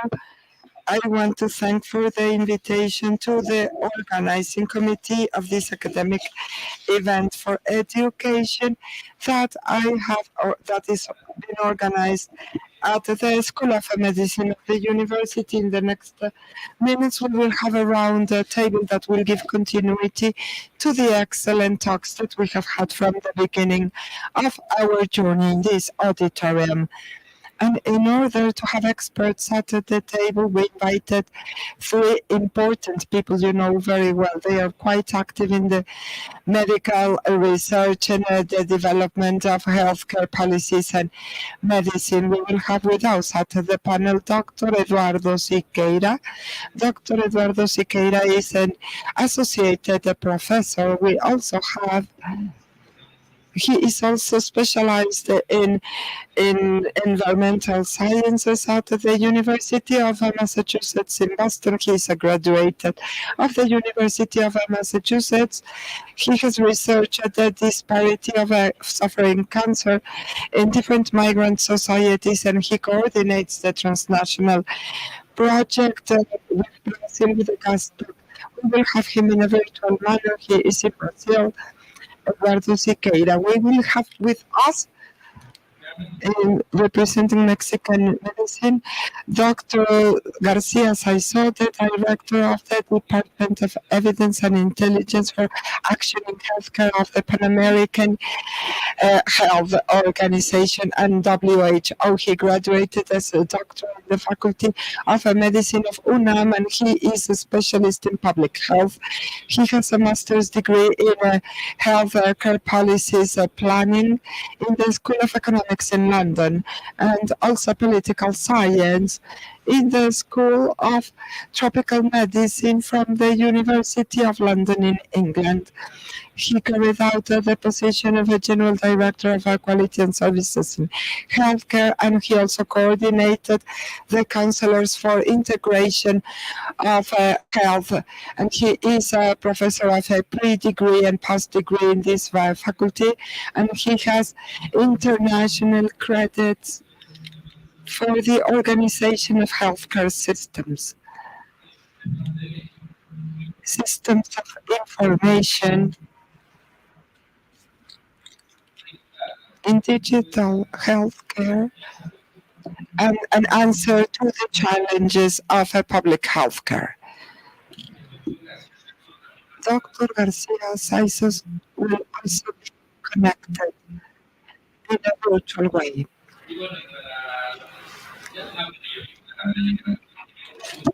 And we have with us also Gustavo Olange. And for all of you, I will be presenting his presence as a panel Hello, Dr. Olais is General Coordinator of the Research Center in Policies of Population and Healthcare in the School of Medicine, also here in UNAM. He is a surgeon physician, graduated from this School of Medicine, and he has a master's degree from the University of San Diego. He's been for 28 years in the public health policies, 19 years as general director. He is a researcher member of the SLI, and he is a researcher of the National Institutes of Health. It's an honor to have you here together with the peers who are connected at distance. So to start this roundtable, as I was telling you at the beginning of the module, given continuity of all this related to AI disrupted technologies and the chats that are revolutionizing not only medicine but a bigger part of the medical knowledge, we will give way to this session of questions and comments. We will start with our great friend, Dr. Olais. How is digital gap affecting different groups of people, as patients, for the elderly, for people with low resources, and the minorities? This was discussed in one previous roundtable precisely. So this is become homologized, democratized, and so all the population can have access to this digital technology. Thanks to all of you. Thanks for the invitation. Raul, as always. Oh, yes, we meet again everywhere. Since we are here, we will be speaking badly about those who are outside. I feel that it's an obligation. And I will start by asking, where is the digital gap? That is the first big point. Does it exist and where is it and what is going on? And I will start with something that is very unrelated. That happens to me all the time. For some years, I was a researcher for a really long time in a terrible process, and that was the problem of lead in children in Mexico. And we found, when I found my niche, because there was the gasolines, I'm talking about prehistory. So you get an idea of how long ago that was. And we both were in Tzumpa, in a little town in Oaxaca, where we had the biggest problem. And it was that the people was producing the clay products sold in the borderline. It has so much lead, it becomes greenish. So it works well. The laminated, that is called the liquid lead. The little girls were rubbing it on the pots because their fingers were finer, and we got into a horrible conflict with the community. You cannot be doing that, so they invented so many things. They invented a new material based on barium, not so much on lead, and that went okay. The program of artcraft of the government, and they became much more efficient. So to prevent the lead, so the grandmas were curing their own pots, and they put, and that was for releasing the lead. That's the problem we had. So for 9 years we suffered a lot. They didn't want to see me in the town. You are not welcome, don't come. I was really badly treated in that town. A little later, after 12 years, there was no problem. The problem was finished. What happened? Because they hated me with African hate. So the difference was that the city of Oaxaca grew and it ate up the town, as it happens in many places. In Mexico City, I live in San Jeronimo. It used to be a town. Now it's a neighborhood. The same thing happened to Atsunta, and the land became so expensive that it was not worth having these workshops for having vitrated clay product. So it was not technology, it was not convincing, it was not education. Simply it was the growth of the urban spot that ate up a Zumpen. Last time I went, I found no people I knew. There are no workshops, and when you pave on the lead, there is no longer lead. So the problem was finished in a very strange way. That is happening with the digital process in this country. If you pay attention, in the last years, we have had a growth, a million people per year, and a growth in internet of 4 million per year. So we are 4 to 1. It's growing very fast. Now, as always, I was in the wrong auditorium, so I was watching everybody there. Everybody were seated with a cell phone. Nobody did not have a cell phone.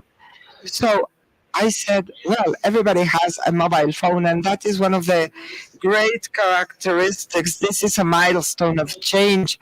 We all have an intelligent telephone, sometimes more intelligent than us. That's not my case, by the way. What percentage of the population? 98.7. So, if I were a scientist, I would say there are so many. But since I'm not a scientist, I would say almost everybody has this available technology. Most of us have a capability to connect through internet. So that is changing the way we work, the way we do things. Yesterday, I was bitterly discussing with a very old friend, an old man and an old friend, both. And he said, I cannot carry out telephone survey. You are completely lost. I said, if 98.7% of the population have a digital phone, it's more likely that they answer the mobile, that they open the door. If somebody knocks at my door, even if they identify with a good badge, I don't open to anybody who knocks at my door. That is happening to everybody. Having a digital gap, we have to be careful. What is it? How is it? Well, the older people as myself, I just turned 65, so I can say I belong to this elderly group. The problem is not the access to technology. The problem is the knowledge of that technology. So yesterday I was with Gustavo Ross in a talk. We meet every Monday at 4 with other 2 people. All of them are experts in artificial intelligence. I connect them at 4. And at 4:05, I fell asleep because I am unable to understand what they say. It's a characteristic that is happening in the population groups that are older. It's not that they do not have access to technology. It's just that we do not know what to do with the technology. And if we want to have an idea of what's the problem, I would say the problem is not the age. The problem is the education we had for using this type of devices. And this technology moves so quickly that it's very difficult to be updated. I am making a program. I will be telling you later, but we are making a program. We need a young man, in a very young, with blisters in the face. People with a low income, that's another group that we still think are far away from the access.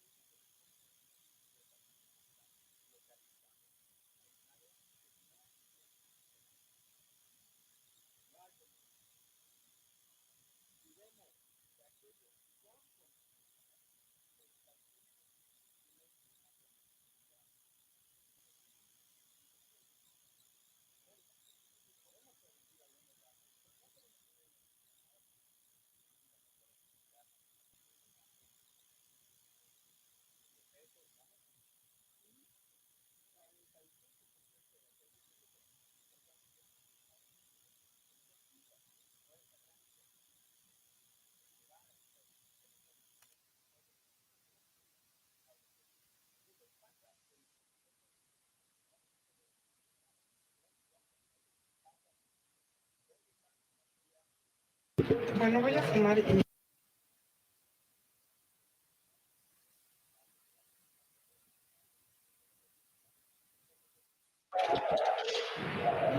So here, a ver.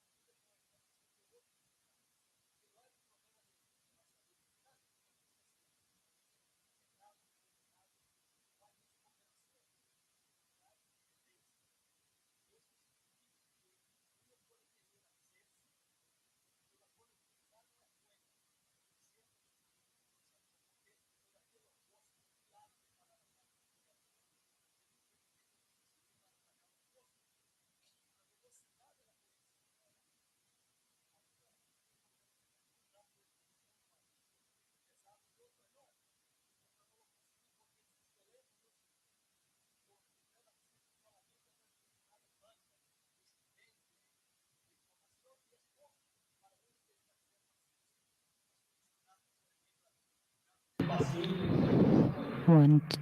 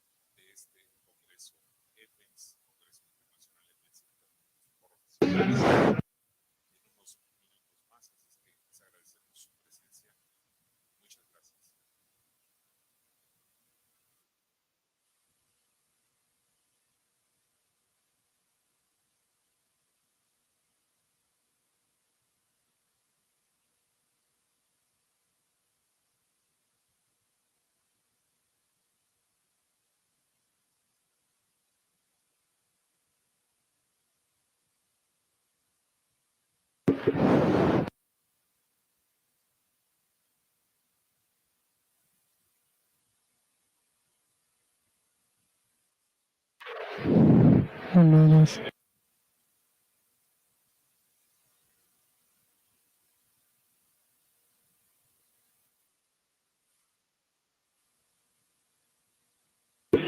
Yo sí.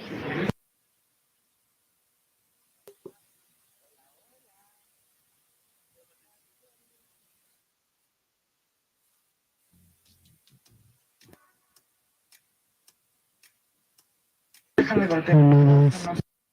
O sea, no. Uno, dos.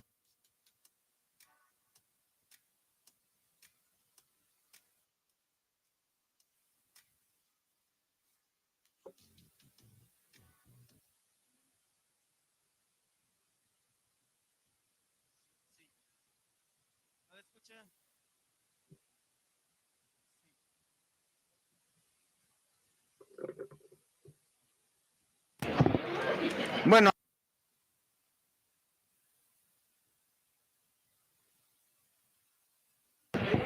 hola, hola, hola. No, aquí no me escucho. Uno, dos, tres. Uno, dos, tres. Uno, dos, tres. Uno, dos, tres. ¿Ya no?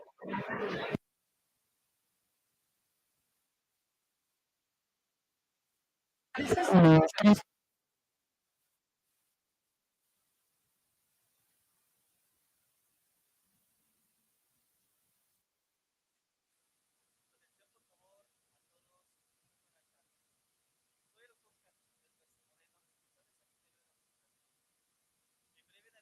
Briefly, we will start the opening of the International Congress events. Due to the amount of people we were expected, it will be necessary and required during the ceremony everybody to have masks. We ask all the attendants to have the mask. If you don't have the mask, we will be offering them to you. We ask you to support us so we do not have to invite you to leave. Thank you.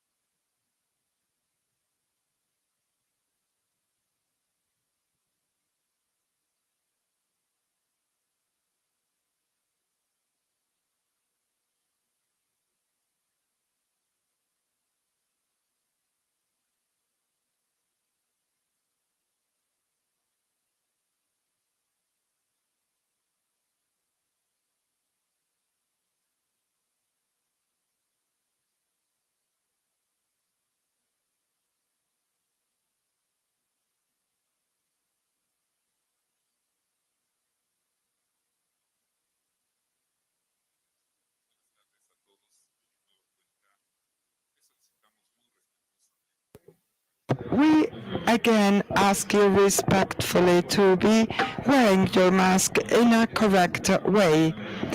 Due to the amount of people that we will have in the auditorium, please be wearing your mask correctly so your cell phones and beepers should be in silence mode. Thank you so much for your support. In a few minutes, we will have the official opening of our International Opens Conference.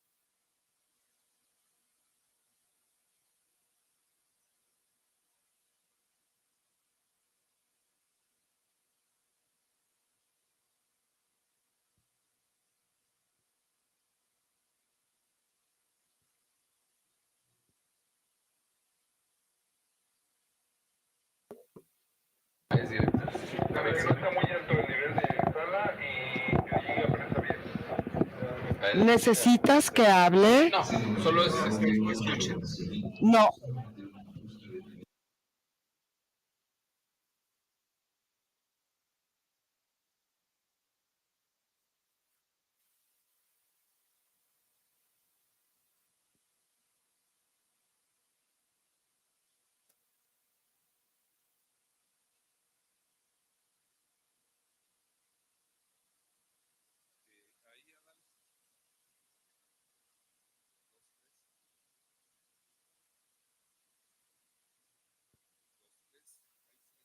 Sí, aquí me... Sí.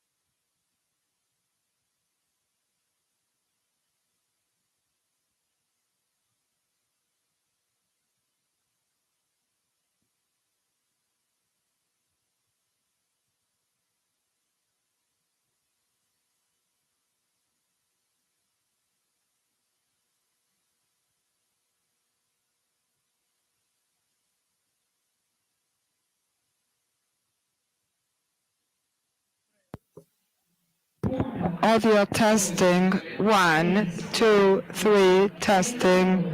32, 33, 34.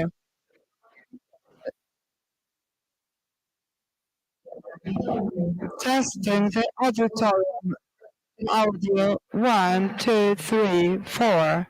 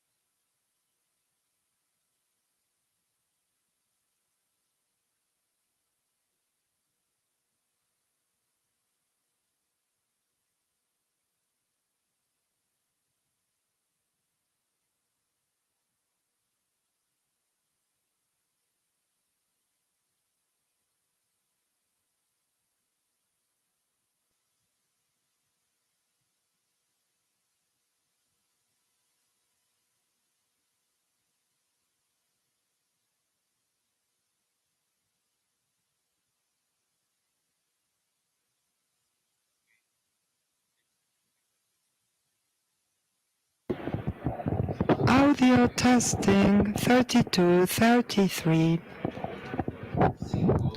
5, 6, 7, 8, 9, 10, 11, 12. Can you hear me? 32, 33, 34, 35.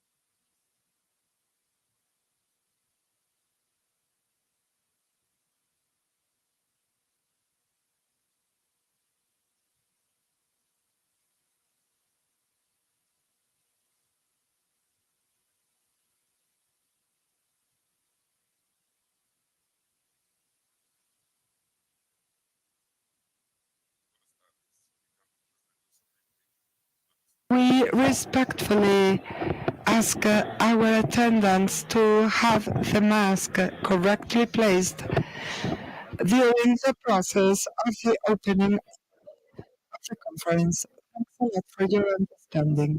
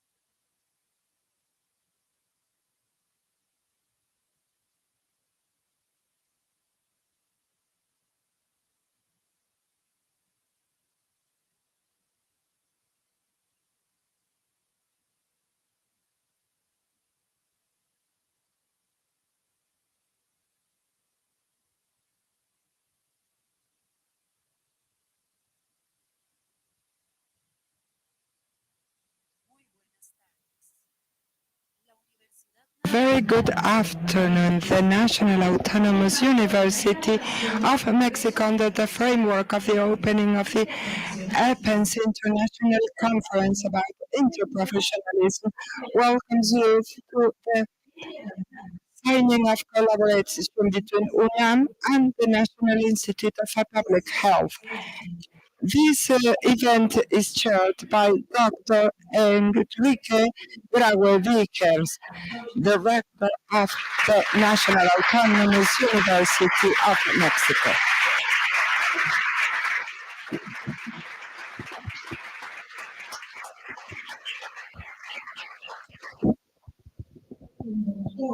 Dr. Leonardo Lomelli, Secretary General of UNAM.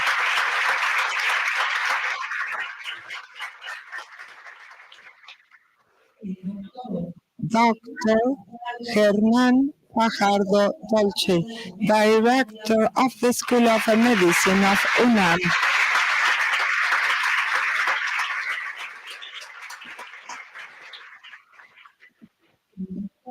Dr. Eduardo Garcia Luna Martinez, Chairman of the Mexican Council for the Accreditation of Medical Education.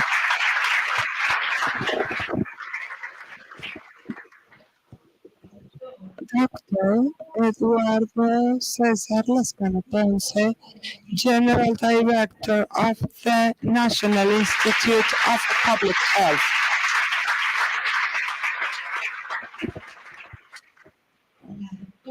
Dr. Irene Durante Montiel, Secretary General of the School of Medicine.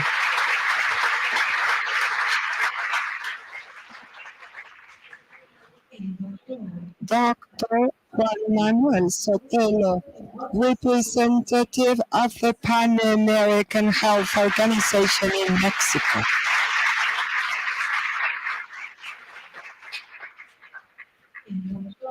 Dr. Victor Manuel Lara Vélez, Chairman of the Mexican Association of Faculties and Schools of Medicine.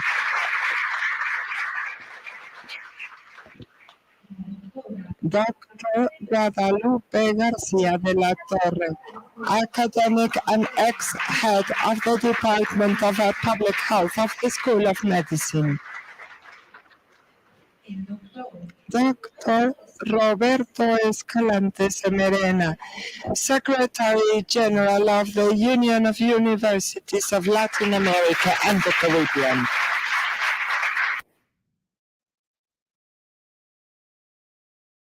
Dr. Marcos Núñez Cuervo, Chairman of the Association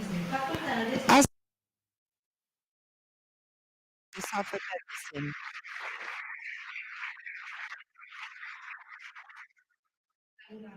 We greet the presence of university authorities, guests of the School of Medicine and the National Institute of Public Health, officers of the healthcare sector, representatives of schools of medicine in Latin America, and attendants to the conference who are here joining us.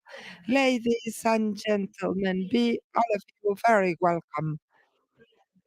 To start this event, we give the floor to Dr. Fajardo Dolci.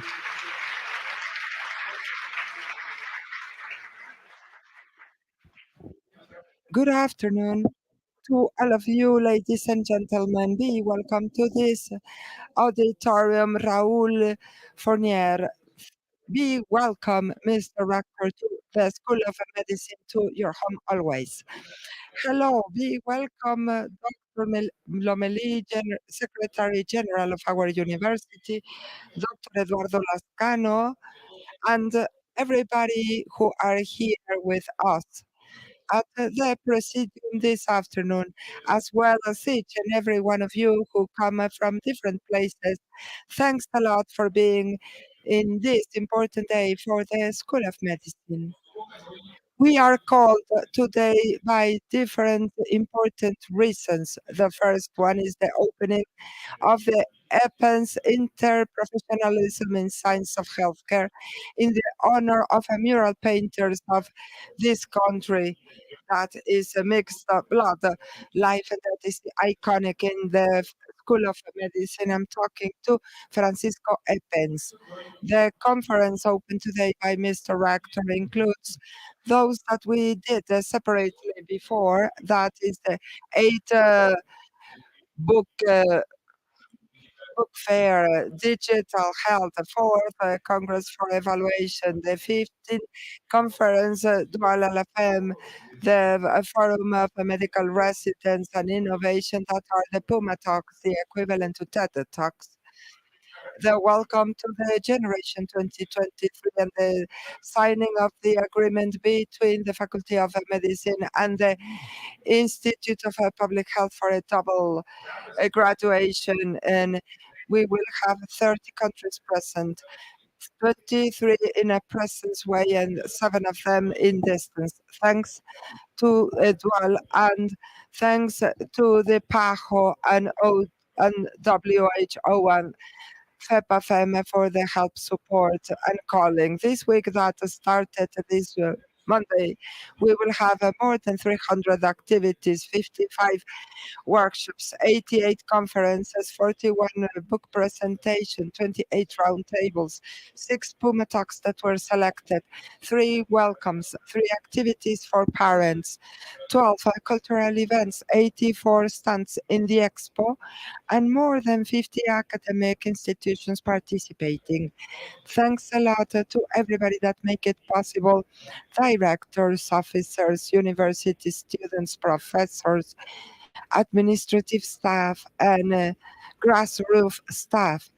Thanks to all of you, we have this fest for the education, and along this 7 day, we will restate the meaning of being a university member in the search of our understanding of our reality with the vocation of serving the others through science and education, two of the most powerful tools that we have to positively modify our environment and our community.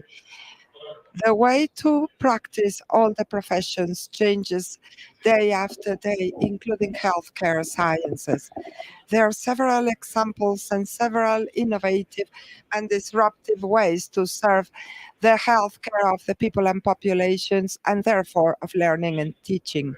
Today, through digital education, artificial intelligence, the robots and nanorobots, the 3D printing, and the chat box, among others, make that healthcare professionals change their way of practicing the different professions.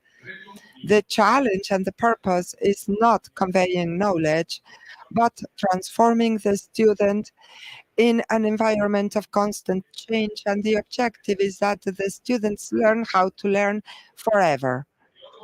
The other reason of being here, and it's quite transcendent, is to sign the agreement of collaboration of a double titulation. We are going to be signing 2 agreements. So the students of surgery physician can have the 2 professions, being the surgery doctor as well as the professor.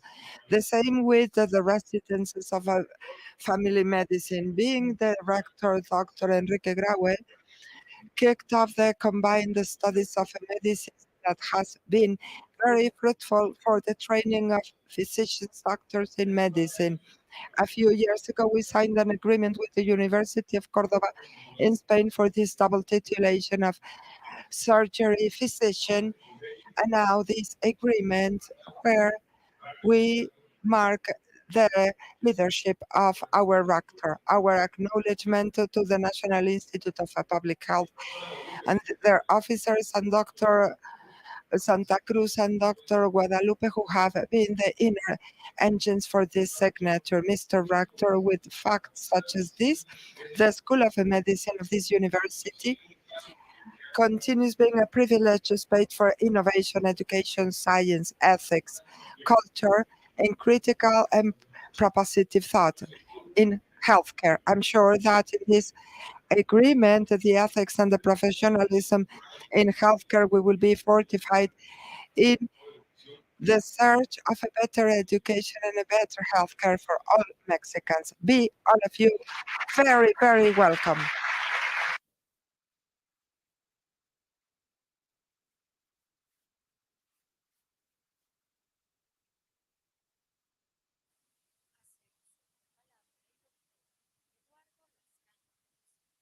Eduardo Lascano Ponce will make use of the floor.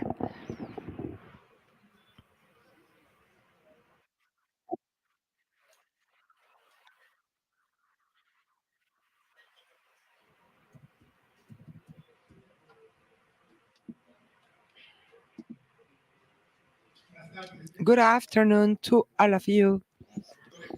Dr. Enrique Grauer, Rector of the National Autonomous University of Mexico. It's an honor to be with you in this community. We remember you kindly because you wrote a prologue when you were the director of the School of Medicine, the book about public health care theory and practice. He wrote the prologue. It's been edited many times, and the additions have ended up quickly. Dr. Germán Fajardo, a strategic ally of the National Institute of Public Health.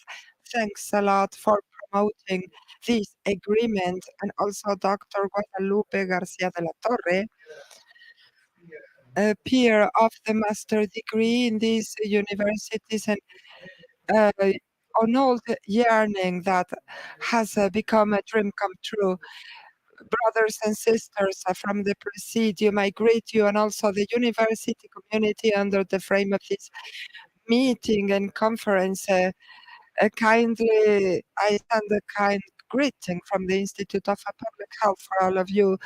The National Autonomous University and the Institute for Public Health will implement a dual program aimed at students of the School of Medicine that will include a new population vision. The purpose is to contribute to make more effective your academic practice and to open horizons for work and to build a space for the coming leaders of public health. And this curriculum combines theory and practice. And in particular, it will give the students the possibility to obtain simultaneously a title of Bachelor in Science and a title of a Master's. The UNAM have a great regional and global influence in the academic practice of public health. The groups of researchers and professors should become the institutional element that is key to link research and teaching of public health care, and also to establish a mentorship between students and professors, especially during the pandemics of COVID-19. A deep transformation of public healthcare in the whole world has occurred. So this has become a fundamental area for higher education in the global context. The practice of public healthcare has been fortified in the different levels of the healthcare system, teaching, research, and the service in public healthcare. Currently, these are perceived as a need, which makes public healthcare a scientific discipline able to solve the problems of the population in this regard, and it has acquired a remarkable meaning for decision making, and the importance is acknowledged in all the spheres of the community. Education in public health care is a public good. It's a primary public good and a sine qua non condition for the different efforts carried out to remove the lack of equality in healthcare. This agreement for collaboration ratifies that the main vision of the teaching and research in public healthcare is the search for social equality, that is, of the possibility of reaching a high level of healthcare that comes to a good degree from social and economic justice. The health of the population is a product of conditions that create opportunities so everybody can live a life without restrictions due to structural and environmental factors that alter the process of health and disease. This agreement of collaboration has to reaffirm permanently that healthcare is a human right conceived as a public good, that is a resource that's non-exclusive and that should not compete with other economic and social priorities. Education in public healthcare should contribute actively to the solution of the needs of health in a global context where pandemics will continue to be a permanent threat and where the health of our regional and national environments will be influenced by the global healthcare. In this dual model of education, which should include the new paradigms and conceptualization of public health as the health of the planet, and we have to innovate the perspectives of surveillance and epidemiological uh, observance justly prepare before the appearance of new pandemics. A double titulation will give the students of medicine at UNAM the wide look and the wide knowledge they need to be bold, to overcome limits, and to contribute to the transformation of the social and health care environment. Thanks, all of you, to the attention you gave me.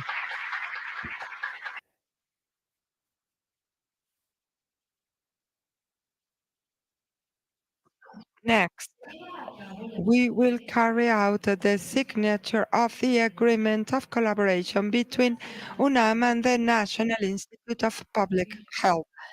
By the UNAM, Dr. Leonardo Lomel Vanega signed and Dr. Germán Fajardo Dolci by the National Institute of Public Health, Dr. Lascano Ponce, witness of the signature, Dr. Enrique Graue Vigers, rector of the National Autonomous University of Mexico.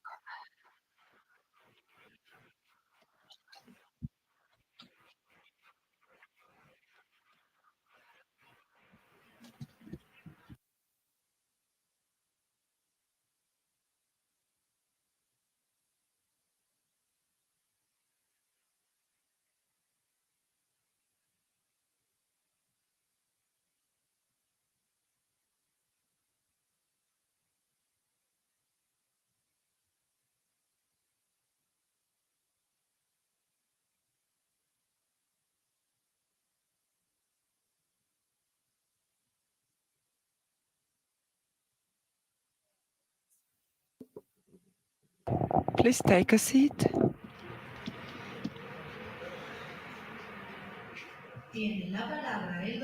We give the floor to Dr. Escalante Semerin.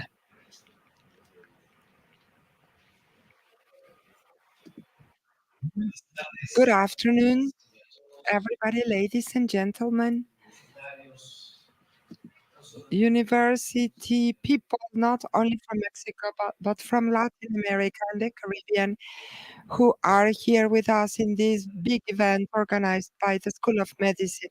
It is an honor for me to be here with Mr. Edward, with Mr. Enrique Graue, rector of the UNAM, my alma mater, as well as the presence of Dr. Leonardo Lomelí Vanegas, a peer, a friend. We were both directors of the School of Economics of this university, and with the distinguished participation of the director, Germán Fajardo Dolci. He says he's only the director of the School of Medicine, but he missed something. He is the chairman until today. Tomorrow we will have the event, the 25th Assembly of the Association of Schools of Medicine affiliated to FEM. But up to now, he is the chairman of this utterly important association in Latin America and the Caribbean and beyond. And that is part of this great group of university members associated to the Association of Universities of Latin America and the Caribbean. The FEM has been a fundamental pillar for the dual. Along many years, the topic of healthcare, the topic of well-being, the topic of the community and the rights of the community, as it is fundamentally one of them, healthcare, education, justice. But the FEM, as I was saying, has joined us in a very active way in this work where we have this determination of joining efforts for the case of medicine and related issues.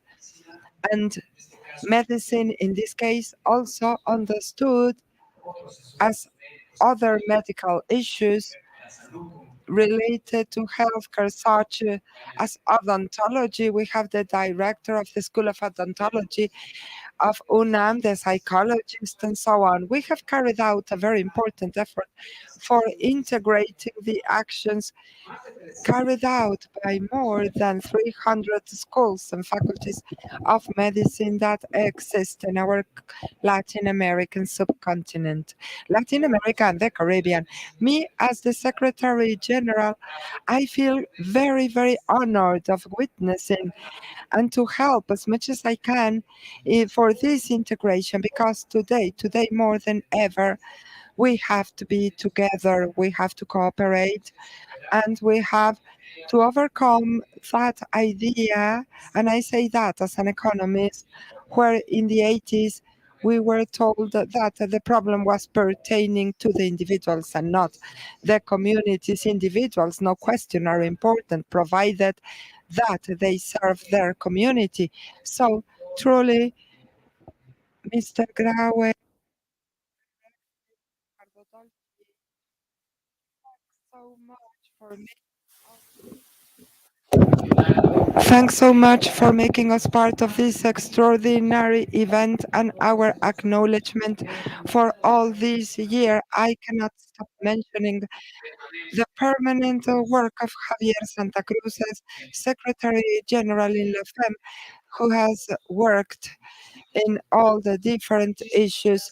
Thanks a lot, and I am sure that what has happened today and what will happen in the coming days will be a new asset, an incremented asset for doctors, for healthcare, and for the population. Thank you so much.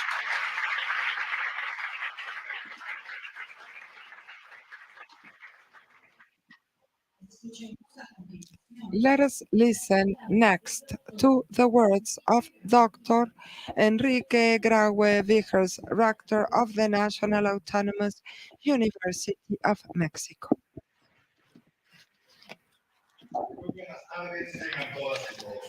Good afternoon to all of you, ladies and gentlemen.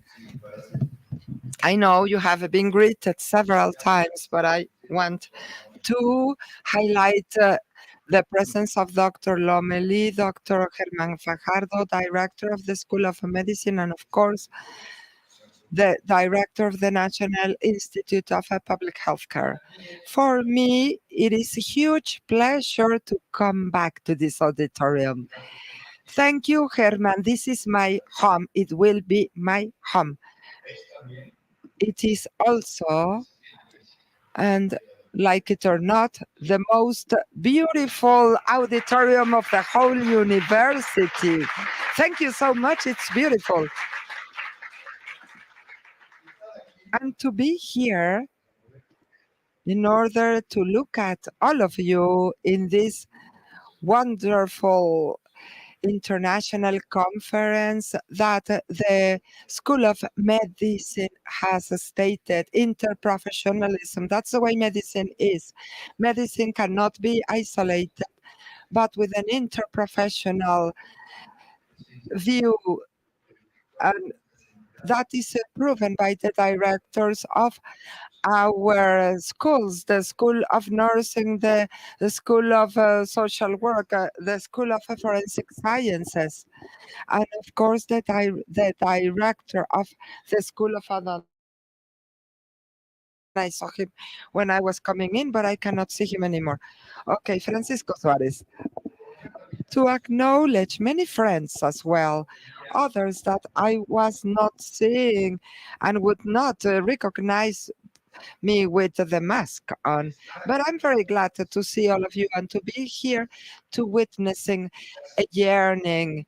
For some time, Dr. Fajardo and myself had been talking about the possibility of strengthening public health care through some master or BS degree, and Dr. Fajardo found the perfect formula to do it with the National Institute of Public Health Care in a dual program that I understand, due to what Dr. Fajardo said, will start up tomorrow. Tomorrow we will set the sum, and I don't know if for the two possibilities, family medicine and BS on medicine, but I think this is a great accomplishment.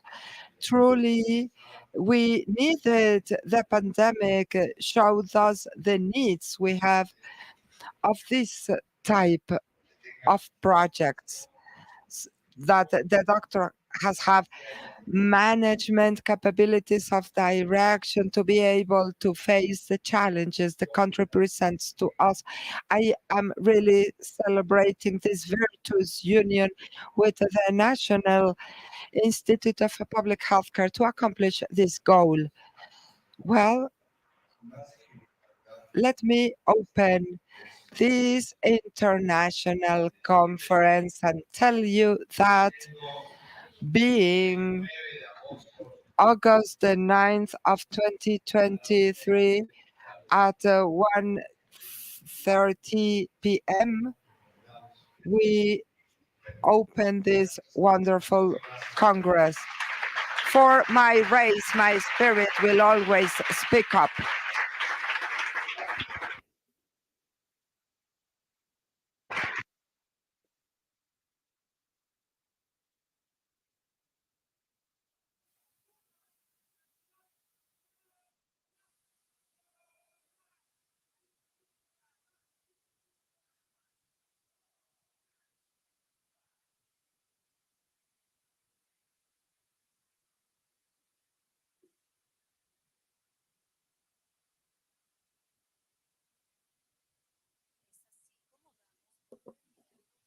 That's how we end this opening event. Thanks a lot to all of you, ladies and gentlemen, and have a great afternoon.